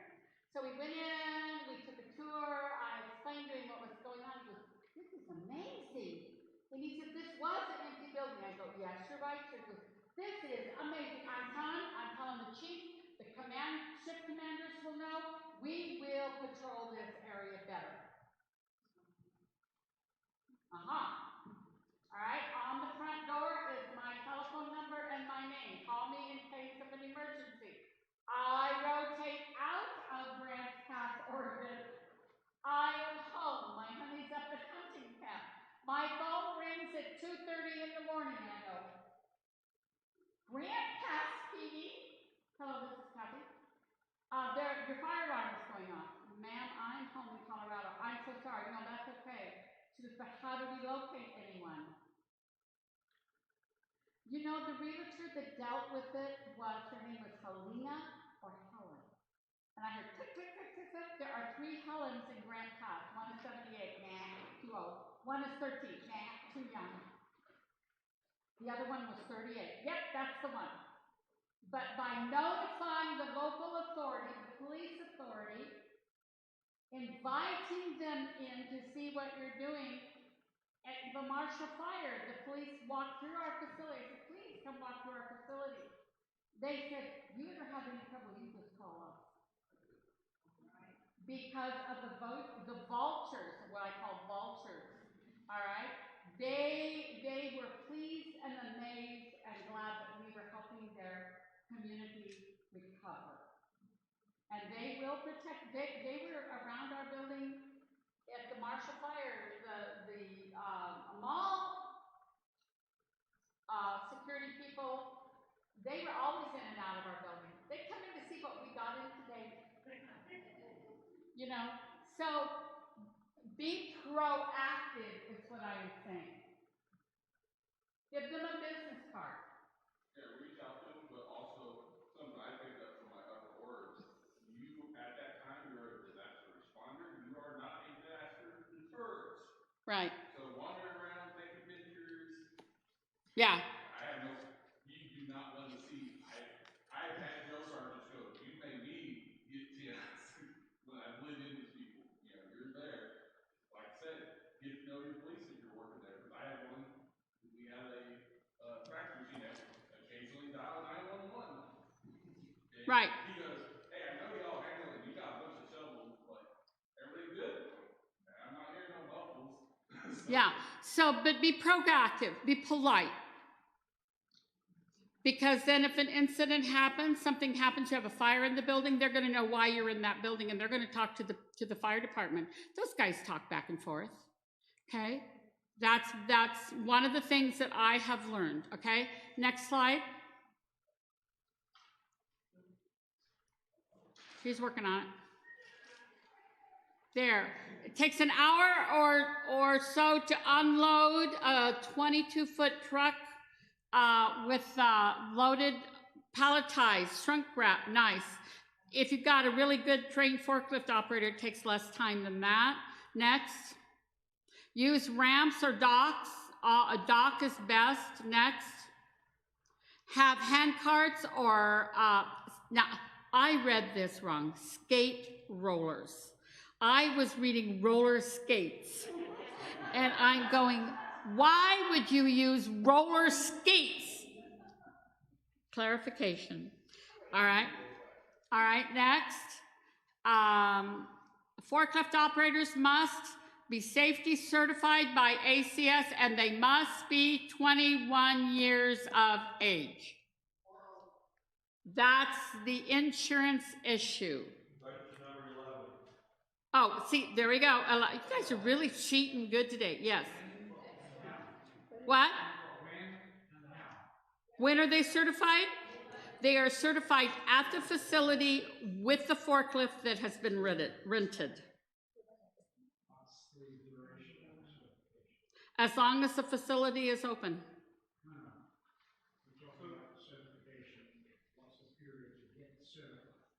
To do a forklift? Oh, simple. We have a safety training video by Keller and Keller, which is a corporation that makes these safety videos.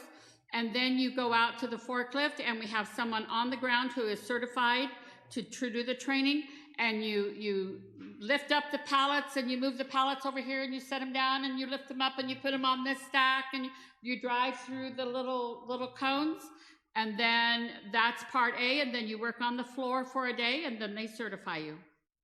If there's experience in handling a forklift, You still have to go through our training, you still have to see the video, you have to show us your capacity to operate. Not as extensive as a newbie. then they're covered by the insurance. Yes, sir, then you're covered by our insurance. Yes, sir.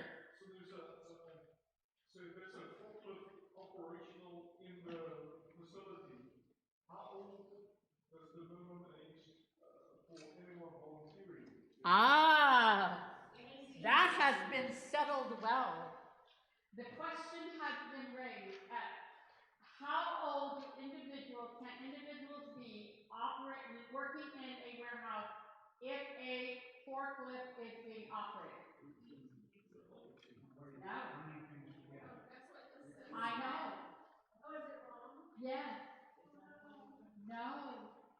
This is how the argument was settled.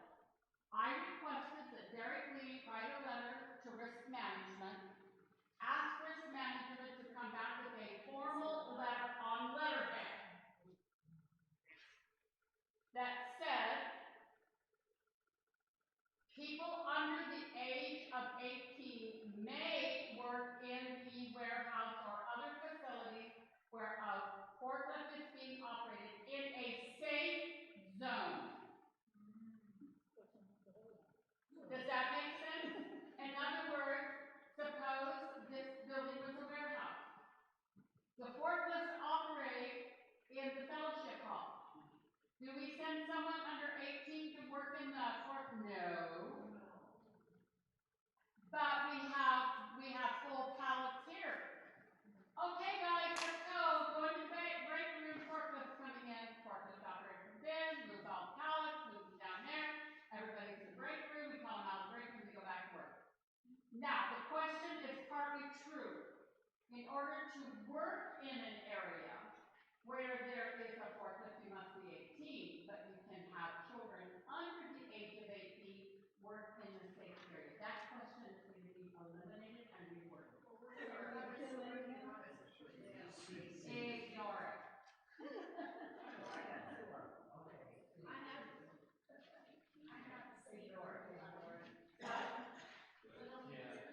Don't answer. That's one of the, when I need to settle an argument, I go to the authority. The authority in this case was risk management. I want it in writing, and I think we're going to put that letter in the manual. Yes, because I'm tired of arguing with people. Thus saith risk management. Hey, that's the only language some people will accept. Right? Then I know I'm legally correct. All right? Loading and unloading. Okay, I'll keep an accurate inventories. We have forms for that. We have forms for everything. Okay, next. This is what a banner will look like. If you do not have them, you can buy them at Home Depot, Office Max.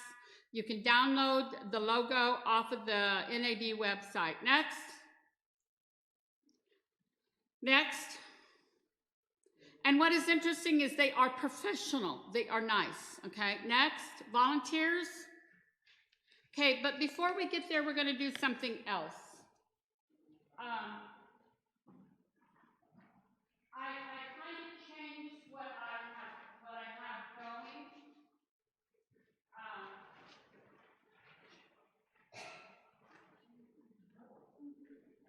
These are actually items that were donated.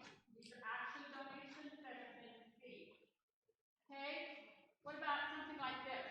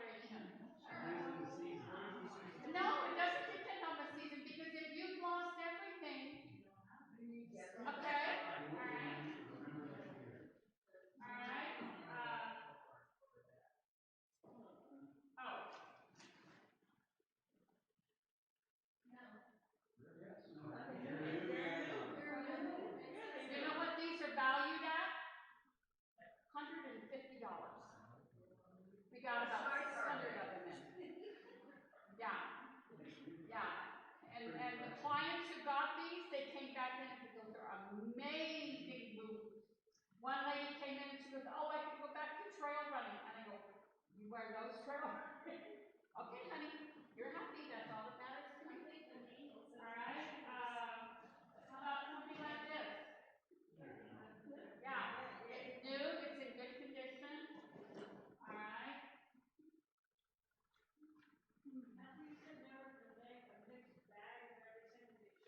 Right. Just have a box and you just keep putting some in the box and keep putting some in the box until the box is full. Okay, you're not gonna just have one power cord, you're gonna have enough to fill up certain boxes. All right. Now this is a 3-piece.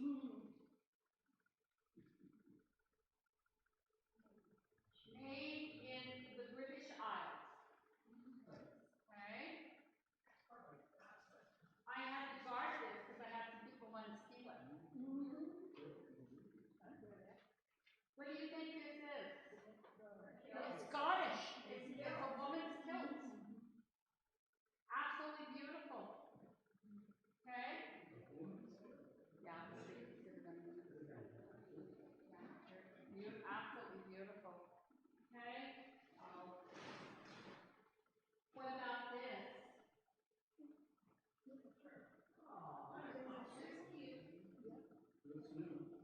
Yeah. Yeah. Isn't that cute? Yeah. Some child would have a great deal of fun wearing that. Hey, what about this? It's baby things. You know what this is valued at? It is a 5-piece set for size 0 to 6 months. Tell me what you think it's worth. What?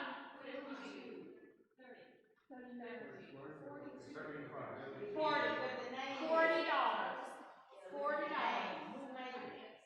Who made it? Well, it's who's that guy? It's got that fancy emblem on. I don't know. Okay. Now, one of the things that has been in a discussion in the past, and I got frustrated with the discussion because I don't like people who tell me facts or give absolute statements without the documents to prove it. Does that make sense? And I was told that we could not give out over-the-counter drugs. So I called Walmart, Walgreens, City Market, Kroger, and a personal friend who's a pharmacist and said, what's the law? And I checked on the FDA, the state, the federal, couldn't find anything. And you know what? Every pharmacist said to me? Over the counter. Yeah. So the way you think about it, you go into Walmart and you're going to get your meds. There are locked doors that hold drugs, right? Prescription. Do we take those? No. If we get some in by accident, you put them in a sealed area, and then you take them to the sheriff's office or wherever in your county has a place to destroy it. Does that make sense?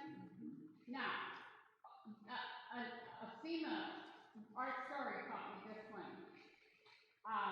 And when I do a disaster, and Karen will verify this, on my desk there's ibuprofen, there's Excedrin, there's Tylenol, there's cold medicine, you name it, and it's sitting there. Okay? Someone walks up and says, okay, Karen, ask me. Okay? You do? Well, did you see what was available in the kitchen? And what do? You come over and she picks up the bottle. That is not dispensing medicine. How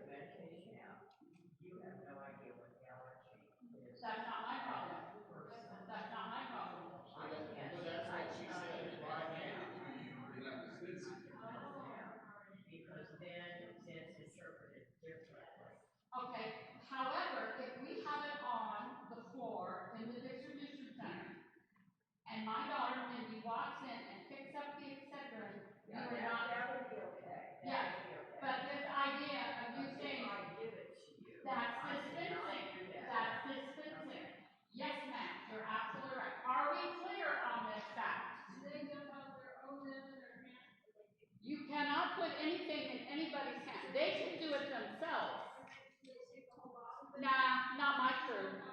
Not my crew. They just take a dosage at a time. Now the client takes the whole bottle. Yes. The issue is with medicine, the container must not be tampered with in any form. In other words, it should come in the box. Unsealed, and the expiration date must be checked. There are two things that have expiration dates. One is medicine, and the other one is baby formula. That we must abide by. There has been the U.S. Senate changed the rules pertaining to food donations. Sell-by date is not expiration date. And if you do not have that documentation, I have it. Yes, sir. Can I just mention that food banks and so on are covered by Good Samaritan laws. And is that the same here in the warehouse system too, right? Right. Because there's actual laws that protect food banks. Good Samaritan law. Good Samaritan law that says that Right. we give those food. With our intent, we have been, oh man, I can't think of the wording for that legally. We have done due justice and verifying that everything was in good standing. Okay, now, this is a CBD oil. Are CBD oils allowed in your state? Yes? Missouri, can. Okay, we got a pallet of this stuff. And it works really well on my arthritis in my thumb. Yeah, we got CBD gummies in. That's for consumption, this is not No. external use or cooking. Yes. No, it's massage oil. So it's not external use. Yeah, and it states that on the package, in the original package. Like I say, I have some at home. I have a car that is closed, still my thumb. Okay, here is dry shampoo. Yes, it's new in the original box. Question. CBD oil. Yes, Go back to that one. If it's legal in the state, you can give it out. If it's not legal, you can't. that's right. Okay, that's all. Yes.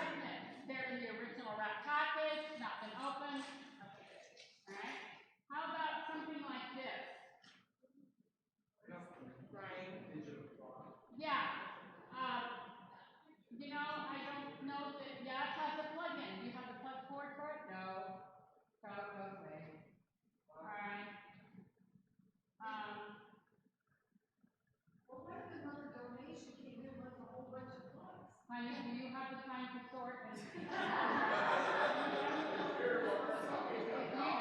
let me know.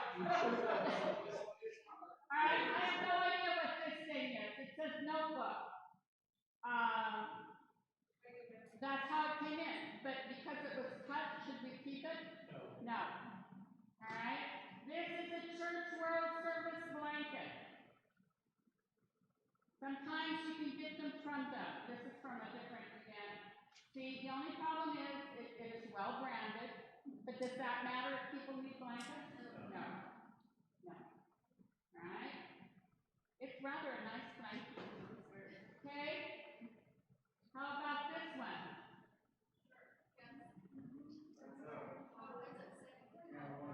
It's marijuana. Remember in our code of ethics we don't do anything that would advertise something like this? So no. In fact, when this came in, one of my volunteers started laughing and I said, Leila, what is so funny?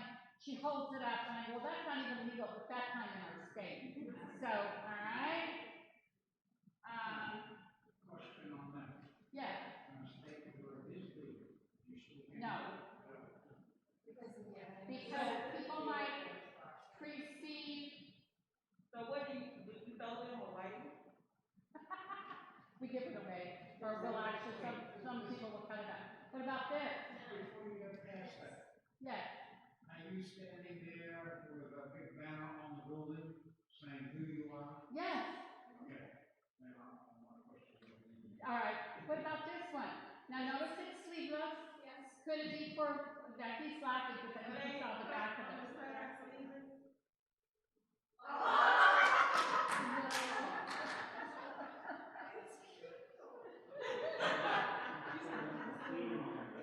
It's a cleaning rag. Yes. Yes. Okay. Sometimes when you get, now, what do you think about these? You know what? The zipper's broke. No, I am not putting a zipper in this pair of pants. Okay, there is a technique, but I won't, I've done it in dress pants, but I will not do it in that pair of pants. Okay?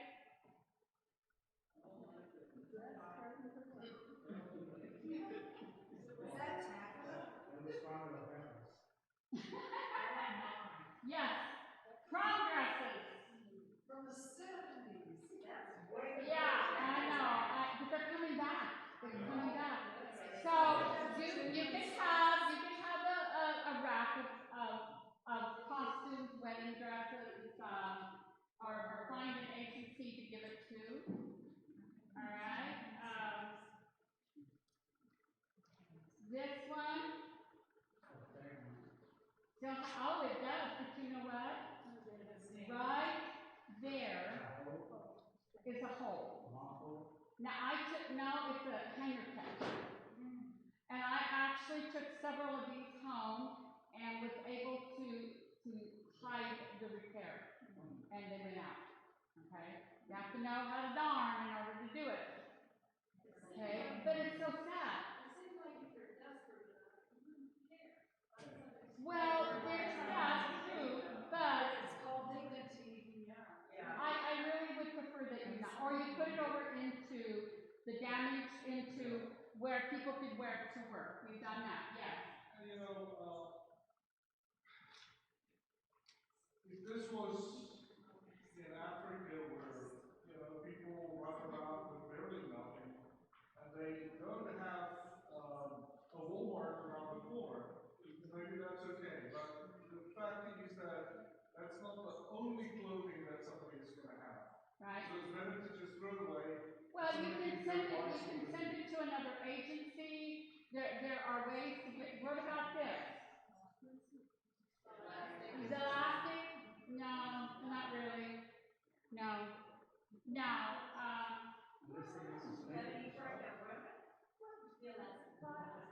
okay. Now this is an interesting one. For those of you who understand how material is printed, this is printed.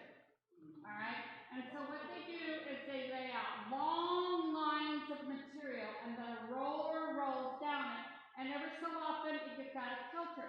And so it doesn't look just right. And if you know what you're looking for, that's what they It's out of kilter. I know, I could forget that. Let's see, this is a woman's small, no, it's a large, brand new. Did we give these out? By the cajillion, we gave them out, every color, everything. The ladies didn't notice it. Okay, the home equity did. All right, what about this material? Look at the design. What are they holding? A cocktail. Oh. Yes. Oh, and the baby one has an olive in it. Oh no, that's why I have it. All right, what about this? Angora. This was somebody's beautiful Angora sweater. It ever so slightly. Like I said, these are donations that we got in.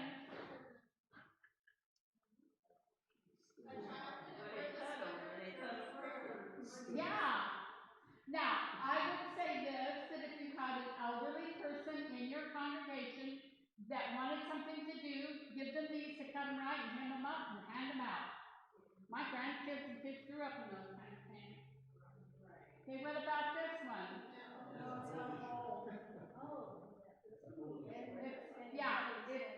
Now where would you, this would go in the cleaning. You know, during floods you have muck out crews that need clothing like this. Yeah, work clothes, okay? I can see when I was growing up on the ranch, on the farm, guess what we wore when we were doing chores? If mama caught you in a good one. Yes. All right? What you're saying, there's an area in the thing where some of the stuff will be given away. Yes. If you have the space for it, If you have space. Yeah. All right. This says U.S. Customs Service Treasury. No.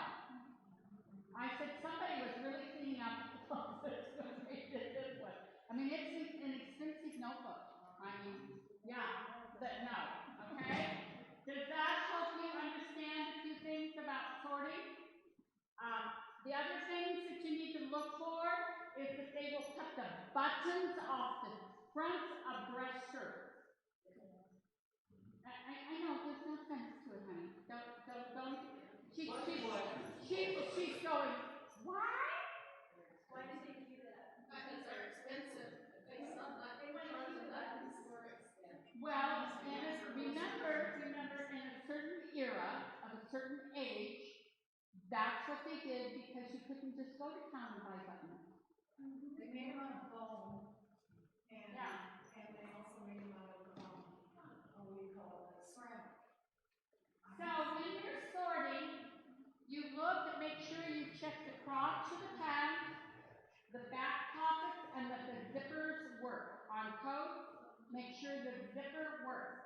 Because most generally, that is why people get rid of things, is because the zipper doesn't work. Now, we actually had one incident where the company's name is Part2. And Part2 comes out of, one of the big ski resorts back east. In other words, their coats are very expensive. They guarantee them for life wear. And these coats, the zipper broke, and one of the volunteers became very paranoid that we were throwing them away. She went to a couple of dry cleaners in the area, and they said, yeah, if you're not in a hurry, we'll replace the zippers. So we got these beautiful, and they were mostly children's coats. They replaced the zippers, and we gave them away. So, there are ways to do some things, yeah. LL Bean has a lifetime guarantee on their materials. Right. If you have a coat come through that's in good shape and has a zipper out, and you'll send it to them and they will replace the zipper for free. Okay. All right. So those are some of the entities and the outsies of the things that I've collected. All right, volunteers who are willing to do whatever the task is assigned to them by ACSCR. Leadership is one of the greatest treasures that you will have. Yes. Just a moment, it's my grandson. Hi, sweetheart. Honey, let me call you in about an hour. I'm teaching, okay? I love you. Bye. Okay. That was my Trevor. Okay. I gotta figure out where I am. What page number? Oh, maybe so. Well, maybe not. Okay, I found it. We're almost done with this notebook. On to the next one. Okay, volunteers who are willing to do whatever it needs, and you ask volunteers, are you comfortable? Can you stand for a long time? Do you want to do this? Not all of you are sorters. Not all of you are people greeters. I got people who don't want to talk to people. I got people who only want to hang clothes. Wonderful. There's the racks. You know? We've had volunteer. We had a man by the name of Jason come in who was a data processor and took all of the client registration forms that we had started out on paper and downloaded it into an Excel spreadsheet so it could be added to Noah's program. Oh, that man was, he said, I can do this at home. I go, yes, you can. And may you be blessed. All right. Remember that Adventist Community Service members have a long history of volunteerism. Where would our church be without volunteers? We would not exist. We could not afford to pay all the volunteers what they are worth because you are priceless. You are priceless. Most offices in our local churches are volunteer positions. Okay, they say in the manual to make sure you have enough volunteers. How many is enough?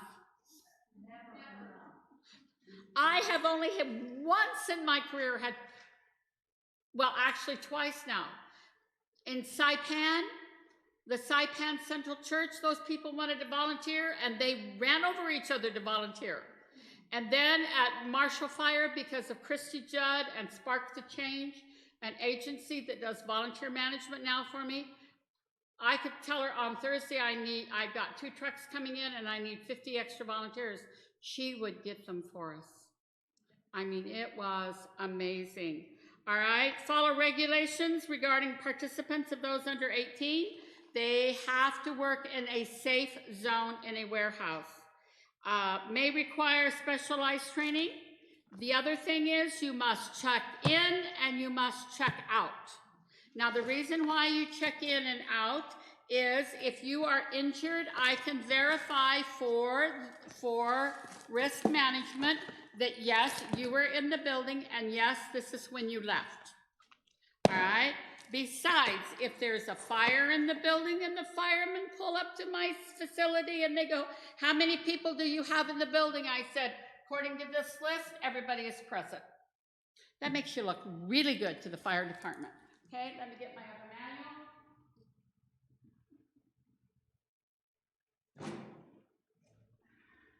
My grandson is, no, this isn't what, okay. I think that's the wrong manual. Okay, the next slide.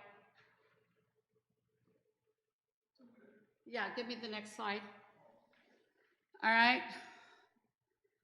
Make sure you have enough. Follow regulations regarding the participants. We've talked about that. May involve long hours standing on cement floor. Yes, that is one of the hardest parts. I usually carry 2 pairs of shoes, trade them off in the middle of the day because it helps my feet. And since I injured my right leg, it's really interesting. Next, must register and check in and out. Okay, next slide. You are insured, and it's a 20/80 principle. We pay your copay. If you have insurance, then your insurance covers their portion, and that is a normal process. All right, next, next, next. Registration. Okay, next. These are just forms. Keep going. Days and hours. The hardest part is at the beginning of the incident because it's like we deployed to Grants Pass, Oregon, and the state wanted us up there at 11 o'clock on Friday, and we drove 20 hours straight. Of course, there was 5 drivers, but we drove 20 hours straight through, got up there, and they did not have the contract for the facility. We waited 2.5 days before they got it, which for people who are ready to go to work was hard. And we were too far from the ocean to go to the ocean. So it was a frustration. Next.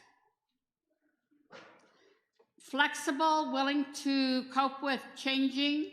That, you know, you're off a day, you come back a day, and everything's been rearranged. Yes, that's a probability. Have to hurry up and wait, okay?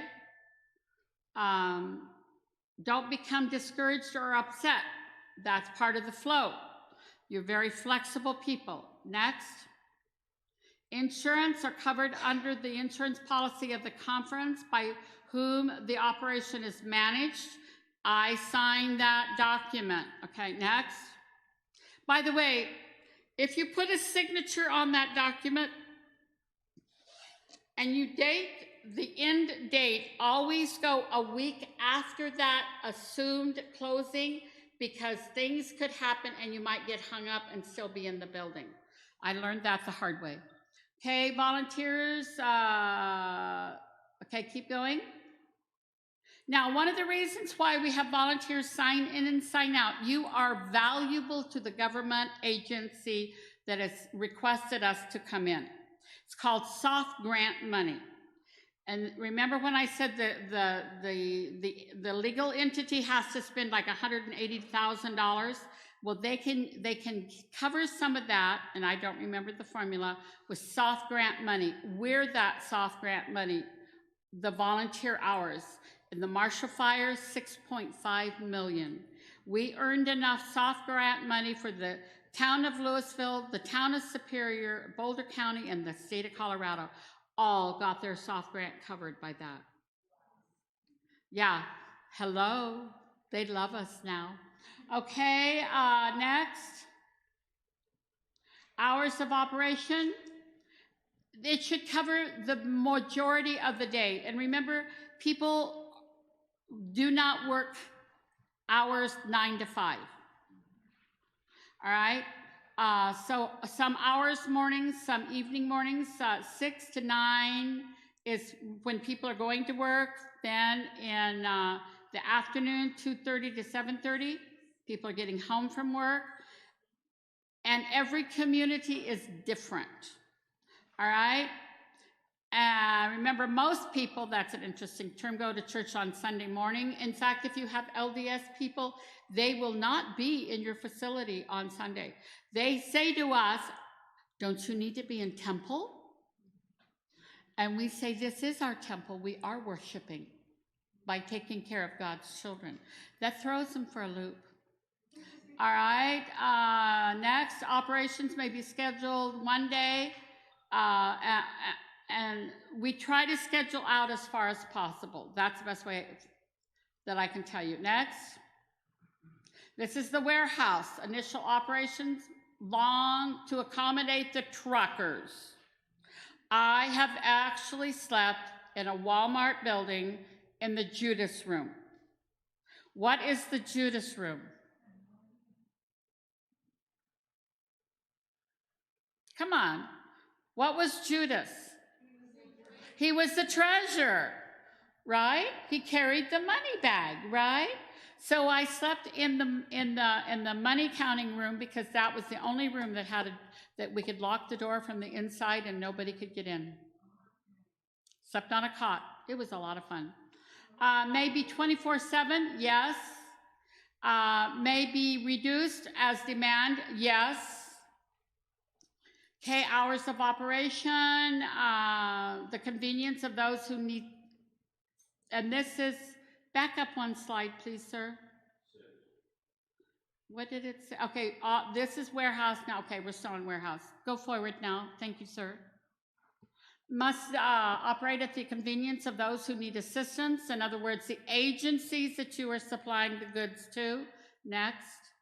Long hours during the early weekdays following the event. Yes. It's called the hectic time. Yes. Demand decreases. Hours should also decrease. And if you chart those hours you will find what is interesting. It's Tuesday and Thursday are your low count hours. I don't understand why. Okay, go. Respect curfews. If you're under martial law, you respect it. Or you go to the law enforcement and say, you know, you wear your little badge and your t-shirt, you go in and talk to them, and most generally they will go, got it. How many people are going to be in your building? Who's going to be coming and going? You give them all the detailed information that they want. I've worked under martial law twice. Okay, next. Record keeping. Complete and accurate records are important for reports to the state and federal government.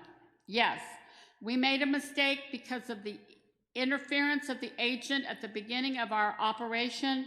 We did not count every item that went out that building, and next time the federal government has requested that every item be counted. We gave them a guesstimate, but they respected that. They understood what had happened. Records may be audited. In other words, FEMA may say, let me see your count. Well, you can show them the count without showing them the client's name. All right?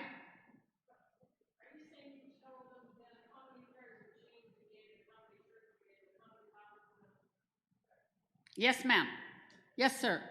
And maybe to answer your question, even, I thought you only had to keep track of the donated items that had money attached. No. You have to keep track of every item of clothing. Okay, let's lay that out. When you're in a collection center, you do not count anything. When you're in a distribution center, when it goes out the door, you count it. When you're in the warehouse, when it goes in the box, it is counted. Does that make sense? No. Well, okay, item A, pair of jeans, it goes to the distribution center, it goes out the door. It never goes to the warehouse. So item B, another pair of jeans, goes to the warehouse, and then it's counted.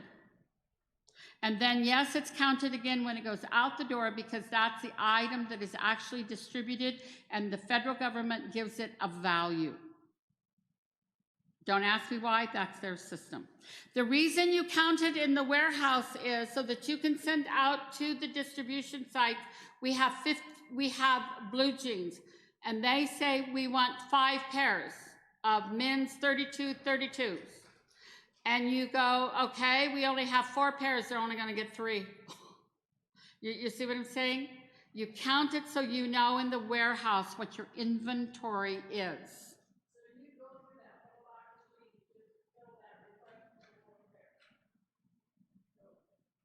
It's called a picker.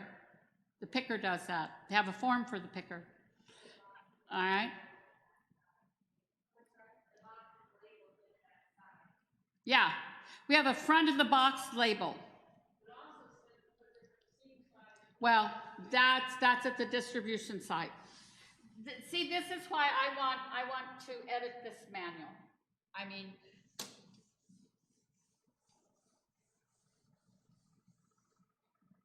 okay. So at the collection center, you have a box. And the jeans are put, the larger size here, and it just goes up like this, right? Then you label that box, men's, jeans, mixed. That would tell me when I got it at the warehouse it was mixed sizes, right? All right. At the distribution center, you take that box of jeans and you hang it up. You hang them up and you don't count them until they go out the door. Okay? At the warehouse, you take this box of jeans at the multi-agency warehouse and you break down these jeans according to sizes. So that when the distribution side says, I need 28 30s, you can go and see, actually you look on the computer first, and you will see, do you have any 28 30s? If you have them, you ship them an appropriate number. You never ship them all that you have. Okay, does that help? And then at the distribution center, the emergency distribution center, you have a client check form. When we're doing it on paper, it looks like this, and there are columns here for every category of everything that we have in the building, and you use tally marks and you count it, and then those tally marks are put into a computer. Now, with Noah's program, we do it all on the computer. So we skip many steps, which is really nice. All right, does that help? You're processing. That's okay. It's good to know how much you have on hand too before you ship, because, you know, people are gonna say, hey, I'm gonna need 150 pair of boys' blue jeans. Right. Whatever, and then you're gonna know how much you think you have. Right, right. Okay, next.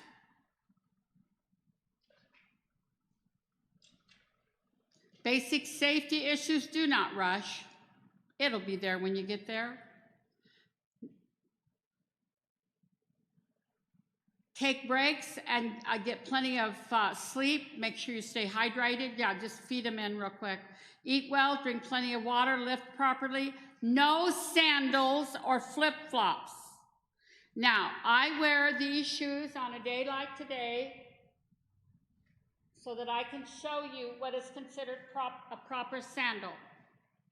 This has toe cover and my heel is also protected. No flip-flops or the open-toed shoes. You ever seen a big toenail ripped back? Oh.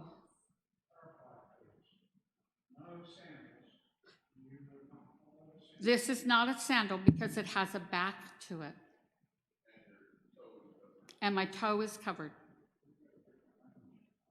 These are not cheap shoes, guys. But they're my favorite work shoe.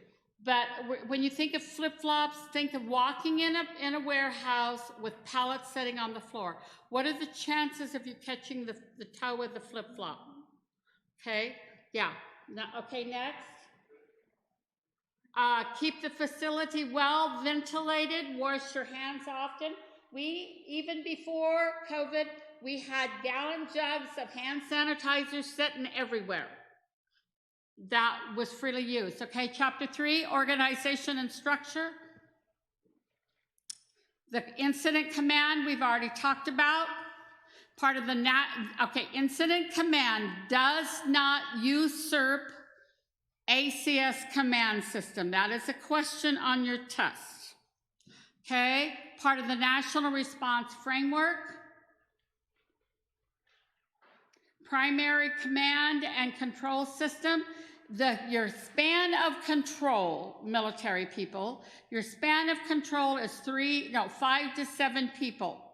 If you have more than 7 people in your group, you can lose control of that group. All right. Primary command and control system regulated to job responsibilities and organizations, does not subvert ACS normal command chain. Next. We talked about Moses and his father-in-law. That's where this came from. Next. So, question 15. Yes.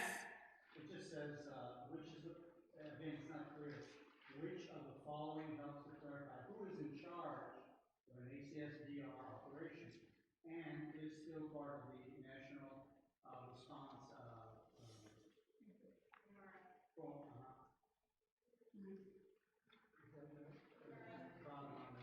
Which of the following help to clarify who's in charge of the ACS operation as part of the it is C, the National NAD Command Center. So you said it's not, the ICS does not use, take over or anything like that. We use it, but it does not take over. So the answer is C. C.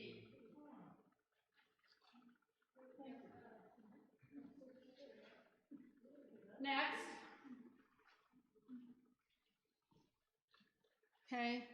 Yeah, just keep going through because we've already talked about this. Biblical principles, management plan, policies and procedures. It is important that people know the policies. I remember as a teacher going out on the playground and they were inventing a new game. And they changed the rules as they went. Nobody was happy. All right. Job descriptions. I like to have a job description so I know what I'm supposed to be doing. A proper recruitment and selection. Yes, not everyone has an organized mind. Not everyone understands process and procedure. Organizational structure, delegation. Delegation is a fine art that sometimes has to be learned. It's a trust system. There are people that I can delegate regularly to and people that I have to test the waters. And if they fail, then I wait a while and I test them again to see if they've matured. And I will talk to them about it. All right, next.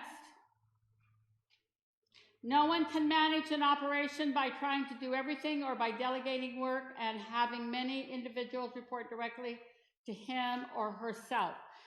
Remember, the span of control is 5 to 7. So don't spread yourself too thin, okay? The person in charge wears out, and another person who is trying to report to that individual or to access systems will become very weary of waiting in an inefficient system. Yes.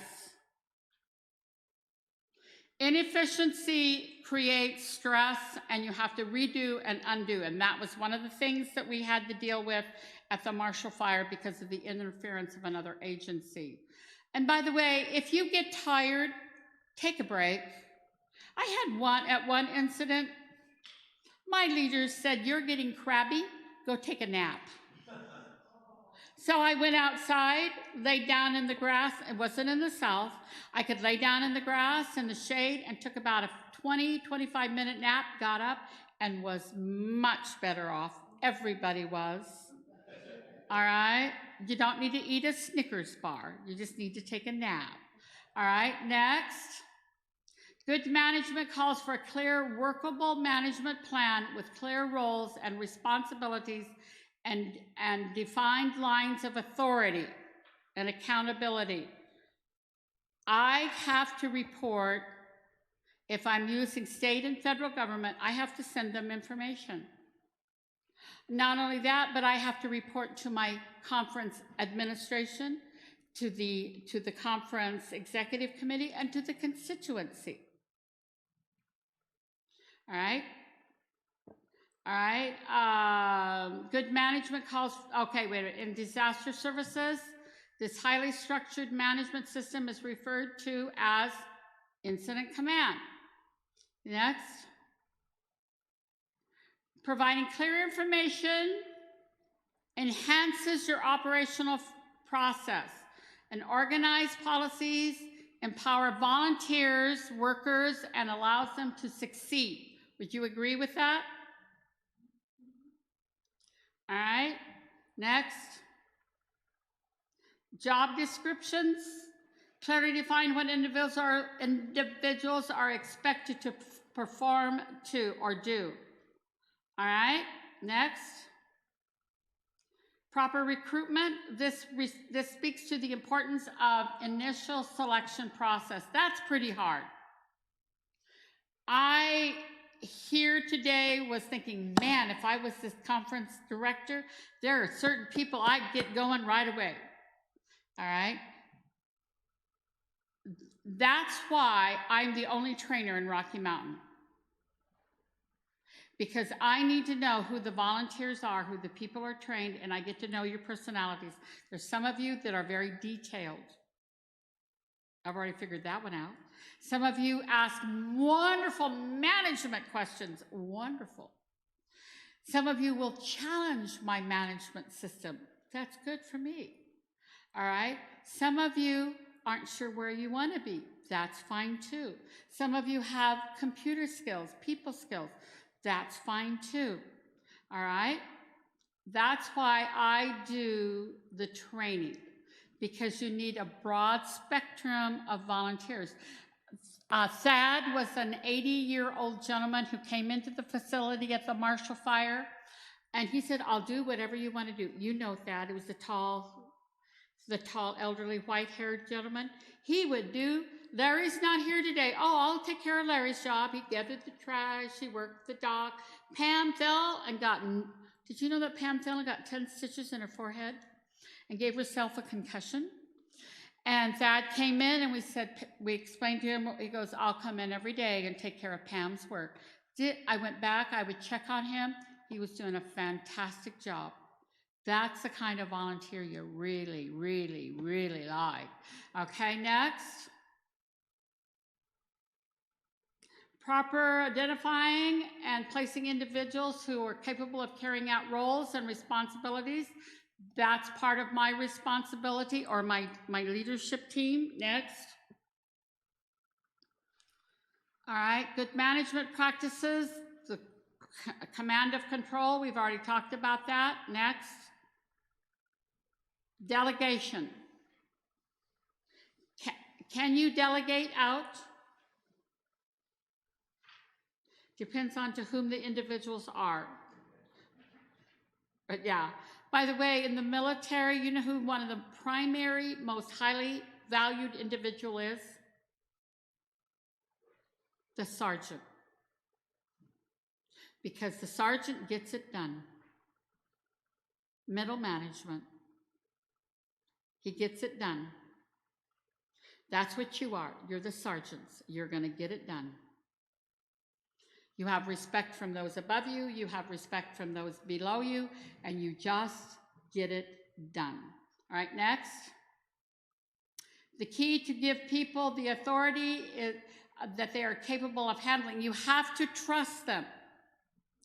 But I work with them. You were asking about volunteers. I go work with people.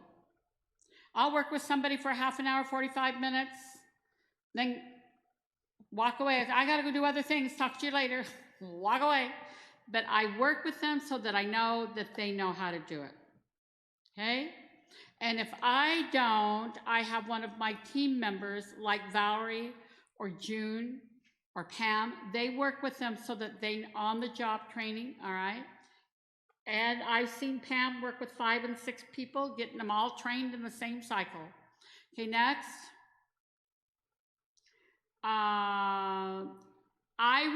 Your team leader reports to the EOC, the Office of Emergency Management, and I'm the one who keeps track of warehouse equipment. By the way, when you are managing any facility, the new policy is in ACSDR is in all equipment, golf carts, forklifts, trucks, whatever it is, the keys are pulled immediately and they're taken to the office and kept in the office. We've had some interesting incidents happen when keys were left in golf carts or forklifts. People who were not certified or properly identified as a driver. Thankfully, no one was seriously injured, and neither was equipment. Okay, next. Needs and not needs list release. Now, in my conference, nothing goes out to the public without my signature. Because I want to know what's going on. If I tell you to write up the needs list, go check the floor and see what is needed. You bring that list to me, we discuss the list, I say, good, you type it up and we release it. The flow of information has to be controlled by someone, and I, as conference director, is that someone. Now, if I'm not at a site and Kathy Hayden is in charge of the site, then Kathy Hayden does that. Does that make sense? One person clarifies and gives permission for all media release. All right, next.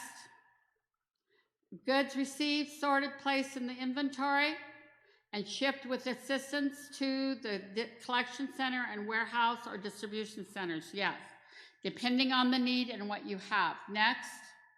How many of you ever seen a map of the unions of NA? Well, you had better have. Pastors, you all know this. All right. So, personnel, you are the local ACS DR coordinators. Next. You're the local church ones. Then you have the area. Then you have the conference or state. Then the union, NAD. And right now, we don't have an executive director. Derek calls himself the director. Okay, fine. Terminology, okay? Disaster response, you have a team lead, a deputy leader. You always need a deputy, somebody who knows what's going on. So if you fall and break your leg, or like I went home and got the COVID shot and was sick for 6 days and couldn't go back. All right. So my assistant took over.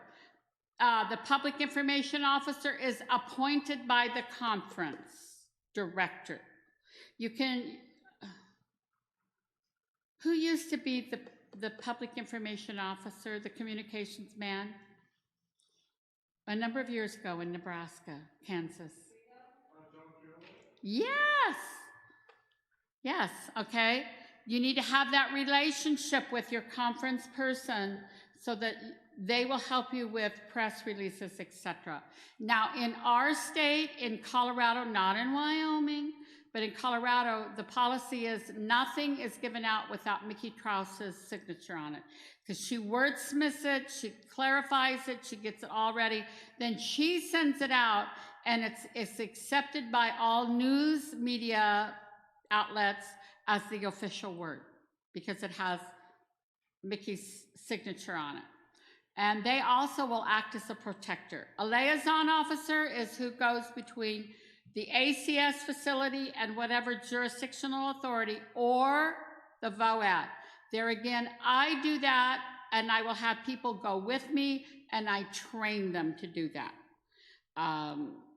And if you have to go and you don't know the answer, just say, I don't know, but I'll check with Kathy or your coordinator for clarification. Donated goods specialists, they work with the donations as they come in. Volunteer manager, the volunteer manager checks them in, gives them assignment, makes sure they're comfortable in their assignment. That volunteer manager can also be in charge of if you're doing a meal. In Rocky Mountain, we have crock pots and things like that, and it's amazing. We will make lentil soup. We'll do all of these kinds of things to feed some of our crew and our volunteers. Safety security coordinator, everyone is a safety officer. If you see a spill on the floor, you put something in it so people don't walk in it. You take care of the situation as much as you can. Next. Communication coordinator. Information technology coordinator. In my world, the IT guy is Tyler, who's my conference man. He takes care of my computers. Okay, next. Going out on assignment, how do you volunteer? Well, there's multiple ways. Number one, you're asked, can you go? Number two, you call your coordinator and say, I want to go, or I can go. All right? And who do you report to? Usually your coordinator, if you're traveling outside of your area, will tell you who you report to. It's like Karen was to report to me when she came in. All right? How long can I be gone? Depends on the distance that you travel, how long you can be gone. If you're only going across town, a couple of 3 hours. If you're going 500 miles, it would be good for a week. All right? What should you bring? Whatever you need to be comfortable. In other words, if you're going to, go to the next one, if you're going to be, okay, let me clarify that last statement. If you're going out of state, out of conference, you need to ask questions, where will I be housed? I have slept in a Red Cross shelter more than once. What kind of clothes do you take? What are you comfortable in? Some people like to wear capris. Some people like to wear jeans. I would suggest not skirts because they get tangled up in the work. I would suggest also that you bring multiple pairs of shoes so that your feet can rest. And if you need things like certain medications, second pair of glasses, and chocolate. Chocolate is a de-stressor for any number of us. All right? Because of my food sensitivities, I actually carry certain foods with me. Because otherwise I get places and all I have for breakfast is a banana and a container of yogurt. Okay? You contact your church disaster coordinator and tell them whoever your conference says that you're to report to, that's who you report to. Next.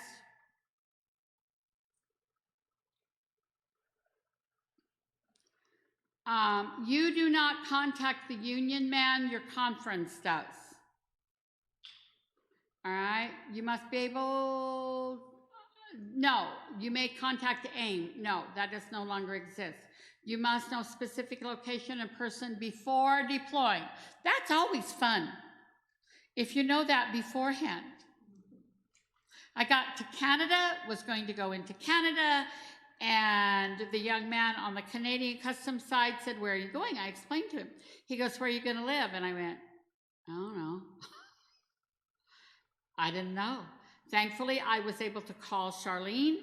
Charlene was able to give more details and the government side of the report. And when she got done with the young man, he goes, "Thank you," and handed me the phone. And she says, "You're cleared." And he goes, "Welcome to Canada, Mrs. Kistner."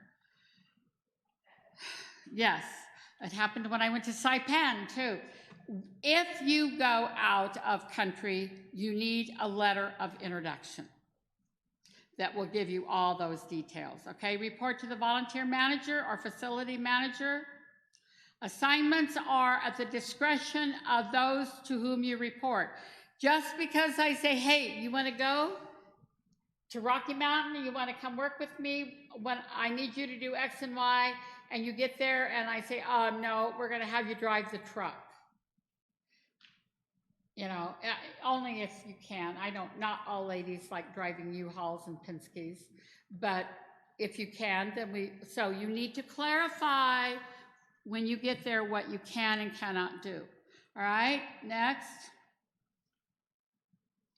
As much time as you've been given, you can give, rather. My husband always says, "When will I see you the next time?" Several hours if local. 2 to 3 weeks or more. If you go for FEMA, it's 14 days, boots on ground. All right. At least a week for distance.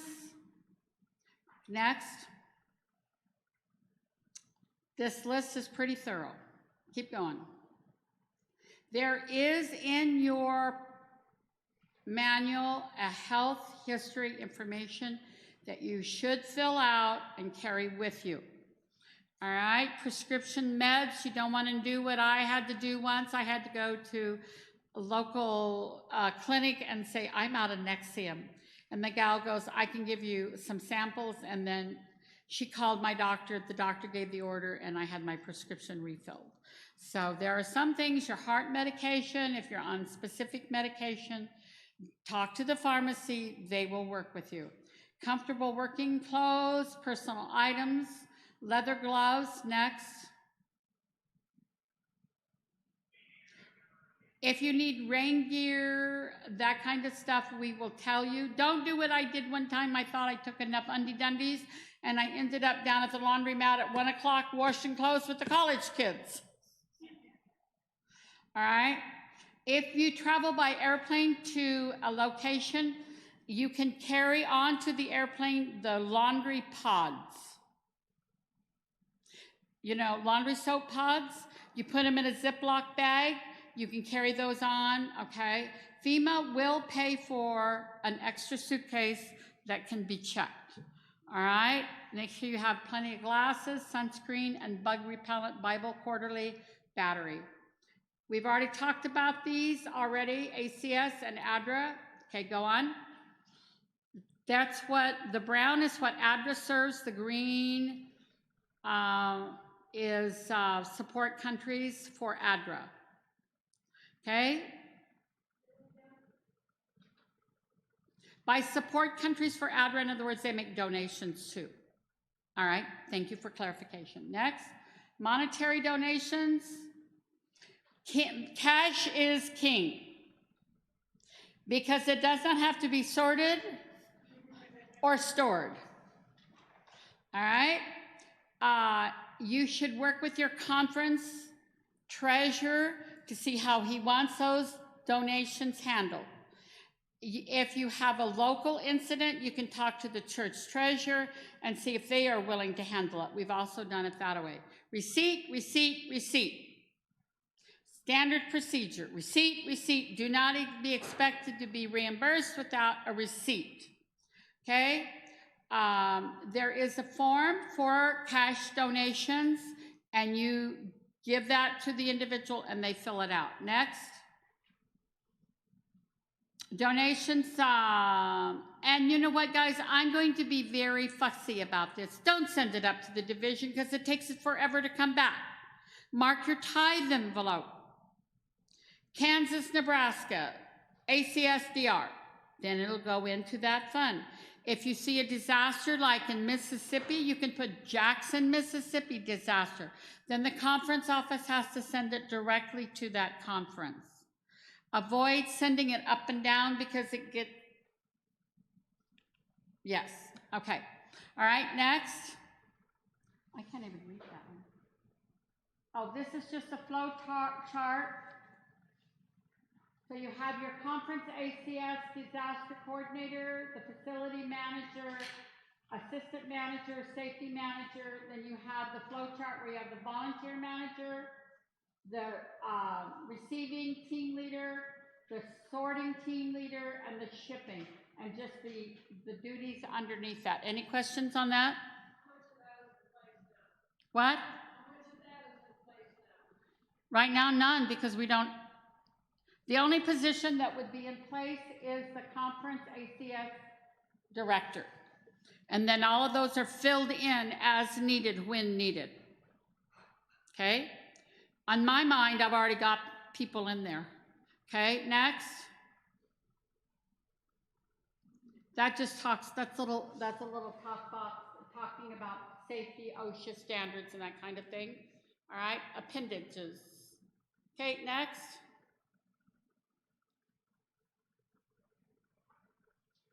Okay, your local, ACS, local ACS coordinator, a distinct office from the ACS director. Yeah, right. The ACSDR coordinator provides leadership in the event of a disaster. You know, see now, in my case, me, myself, and I have conversations on a regular basis because I am both the coordinator and I'm both the disaster, I'm the ACS, I'm the disaster, I'm the spiritual care, I'm the tutor and mentoring, elder care, and I'm missing one. Yes, that's what I am. Okay? So, each of these positions are only filled as you can. So you have your ACS director demonstrates a general need or interest in this, and anybody who's sat through this course shows some interest, okay? Has good administrative and people skills. What does that mean? What is good administration? And people skills. There are some people that you will never be able to get along with, who will always be a thorn in your side. So you hand them off to someone who can deal with them. All right, it's elected by the local church, has completed or soon completed this training, encourages church members to become certified ACS volunteers and to be involved in disaster response, helps coordinate ACSDR training through the area, the conference, and union personnel. Next. Serves as liaison, the in-between. So if you have federations or areas, then you have the local person work with the area coordinators who is responsible for ensuring reliable and immediate communication between the local church and the area coordinator. All right, serves as liaison between local ACSDR team and the local community disaster response officials. They must be kept up to date and have a trust relationship with local authorities. Next. This stuff is so small. You need to maintain records as to who is trained and who is not trained. Administers the local church, helps the local church develop a disaster plan and follow up on it. Next. Area coordinator, demonstrates a genuine interest, administrative people skills, appointed. Okay, is an official, distinct, see, the man who wrote this manual originally thought, he came from a big church and he thought every little pigeonhole could be filled with people. Not so. Okay, next. Responsible for ensuring reliable and immediate communication. Serves as a liaison between ACSDR and their areas and community disasters. Works with the churches and develops the distribution program. Next.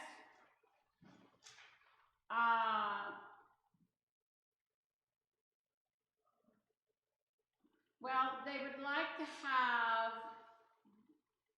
see, I don't understand, I forget this one. This card should include, go on to the next one. Yes, got it. Thank you. Union coordinator, this tells me coordinator director. It's an individual who demonstrates genuine interest in disaster relief, good administrative skill, people skills appointed by the union, in consultation with the division, yes. Chairs coordinates the local union ACS committee, serves as a member of the NADACS leadership team, yes. Serves as liaison between the national and state ACSDR coordinator, yes. Facilitates disaster response programs, yes. Facilitates the development and implementation of disaster response training, yes. Okay, next.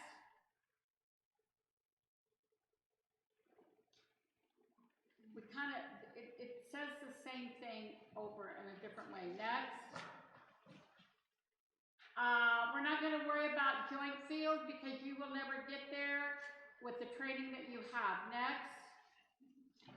Facility manager, completed ACSDR training through the leadership, has a good level of administration abilities, interpersonal skills, highly organized, oversees day-to-day operations of facilities, and handles conflict resolution. We have contact from the administrator? Oh, okay. Reports to the conference disaster response coordinator. Next. Liaison officer has completed the training. Is often required to attend community meetings related to the current situation. Reports to the facility manager. Next. The assistant does the same thing when the manager is not available. Next. Safety and security has completed this training, good interpersonal skills, responsible to see that OSHA's and local requirements are properly and safe followed, and safety equipment is there, How many of you have a first aid kit in your church? Good. Rocky Mountain, we have first aid kits to go into these facilities. All right, next. Office manager has completed the training, interpersonal skills, supervises office staff, communicates with other facility managers regarding changes of status and operation and interaction with other agencies, oversees general office operations, reports to the office manager. Next. IT person has to, you know, they would like for them to have this training, but if they don't, if they're very knowledgeable in IT work, that's the important thing. Next, floor manager, completed this training, basic office and computer skills. Don't let that frighten you, must be organized. I don't know about the title. Supervise other office staff, communicates with other facility managers, oversees general operations, reports to the facility manager. Next. No, go again. Go again. Sorting, completed ACS training, good administration, interpersonal skills, highly organized, supervises volunteers to accomplish the sorting of goods as necessary for packing and shipping, reports to the floor manager. Next. Shipping and receiving. Now shipping is going out, receiving is coming in. All right, completed the training. Administrative skills, organize, supervises volunteers to receive, sort, and ship goods to ensure that records are current and accurate and entered into the inventory system. Reports to the assistant or to the facility manager, one of the two. Receiving clerk, completed the training, basic math and computer skills, organized person responsible for compiling and maintaining records of incoming shipments, reports to shipping and managing receiver, or manager rather. Next. Okay. Take care of the survivor. Oh, these are kits. We're not going to go. Okay, go ahead and go through this because you have this in your manual. Okay, you have the bedroom kit, the bedding kit, the clothing disaster, children's disaster. You have the clothing packet. You have the disaster cooking kit. Next, evacuate. Everyone should have an evacuation kit. All right, next, household kit. Next, kitchen startup kit. Next, personal care kit. Next, school kit. Appendix. Next. These numbers are not current. Ignore them. Next. All right, next. Okay, the quiz, and I think you already all took it. Is 18 a valid question? What is 18? ACS VR has a special relationship with your organization for processing disaster-related telephone calls from churches. No, it's not. That one's to be deleted. Get rid of that one. Okay? It does say that on the manual, you said that it was no longer valid. It's no longer valid. Yes, ma'am. I have a question. All these job descriptions at the end. Yes. That we understand. Are those decided now for the conference? No. Those are decided at the scene of the incident? Yes, ma'am. Yes, ma'am. Those are the decisions you make on site. At the local level. Here's a perfect example. She comes in and goes, okay, I have these X, Y, and Z people that'd be great for these positions. She calls me up and goes, hey, I'm in Kentucky. There's love the staff. Yeah. Yeah. Or it's like when we had multiple fires in Colorado, which one do I send which part of the team to? So all of those jobs are filled at the time of the incident. By the local church. By the local church. No, they can actually be volunteers from the community. They come out. Volunteers in the community that don't have a badge? Oh,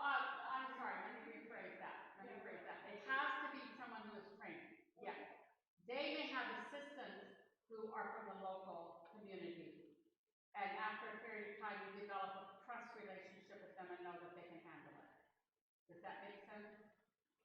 In other words, Valerie is the sorter queen, right, Karen? But she had assistants who she could say, I need this sorted over here, and that assistant from the community would go over there and do sorting, and Valerie would check on that. Does that help?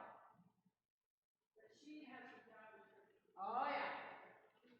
Oh, yeah. So, there's a couple of other trainings here, the warehouse management training. and It's the coming. leadership training. I was gonna ask, when were you planning to read some of that? Right now, You have a huge budget, right? yes, right now, we are in the process of editing and developing the warehouse manager training. Yes, Now, you have your own center where distribute. You have a setup now where you have all of your collected items, right? right? But you're at the union level.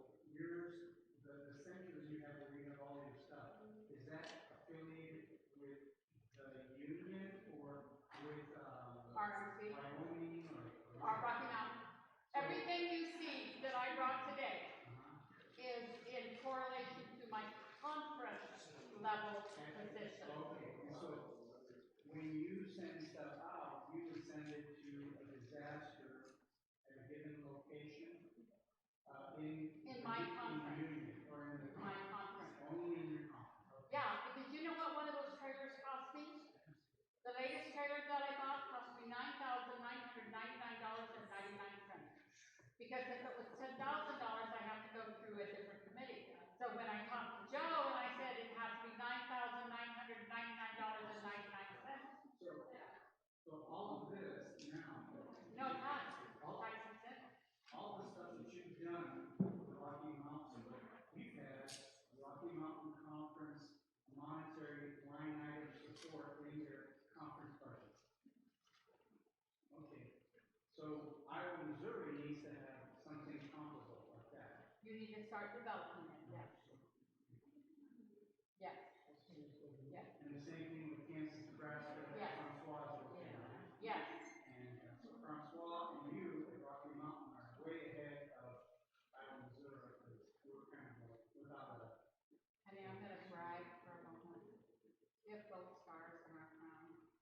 Well, you have 30 years of experience with Gold Stars. Well, and like I say, it was in 1997, that's when Brittany was born, in 1997, I realized that we needed to start developing equipment trailers. And I bought a standard horse trailer, and that did not work. It wasn't big enough. And then my brother-in-law, Michael's youngest brother, owned a trailer and truck dealership. And he sold to me, and that's why this trailer was at $9,999.99 at his cost, these trailers. And then you equip them. You put clothing racks in them, shelving, and every incident, we would go, okay, what are we going to spend our money on this time? And we'd go to Walmart and buy. The more you can knock something down and pick it up and carry it, the better off you are. And I said the standard also, and please understand, ladies, you have to be able to pick it up and carry it, and you have to be able to assemble it because there may not be a man around to do it. They may be off doing something else. Yeah, I mean, my husband, the only time he comes to work with me is when it's takedown time, because he knows takedown time is the most difficult time for me because I have to take all the equipment down. Not only that, but there's only about 4 guys that I will allow to load my trailers and pull my trailers. Because I don't want some unexperienced person pulling my trailer. If my husband loads it, it's loaded right. If Carl Spalding loads it, it's right. Noah McCord does it, it's right. They understand balance and load, and that is important. 6. I have 6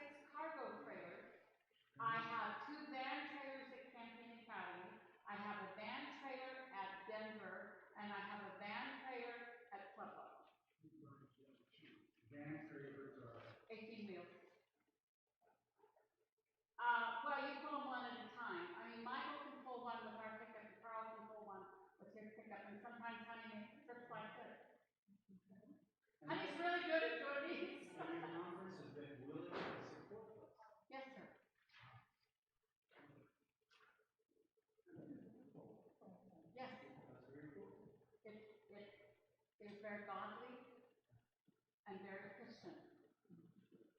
But you have to remember, my budget started out low, and over the years, I just kept, I'm a whiner. I whine. You're speaking with it. Oh, well, that's better, maybe. Squeaky wheel gets greased. Yes. Why do you think we have a union director now? Why do you think we have a union coordinator? Because I kept saying, I'm tired of doing all of this and not being supported correctly. Have you seen? You want the tests? No. But you have our names and stuff. Karen's gonna be sending that to me. So everybody Yeah, got there's a course out there for those of you. It is called Psychological First Aid. It is online and it is free. And that's going to be one of the classes that we put in the new manual that you take this course. It's just, you take it. Madam Nurse, you're going to go, I knew that. I knew that. Teachers, you know, how to beware of predators. What is the sign of a predator? We have predators today to prey on our children.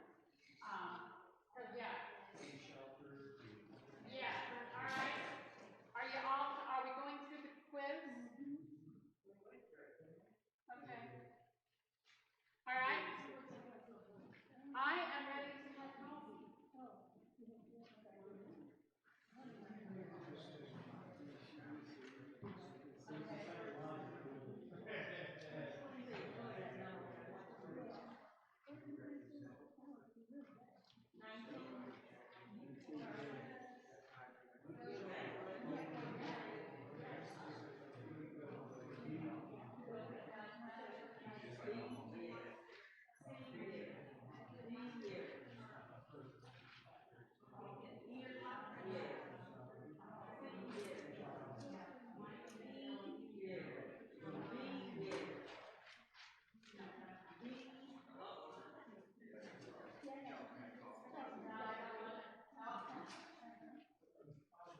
Hello,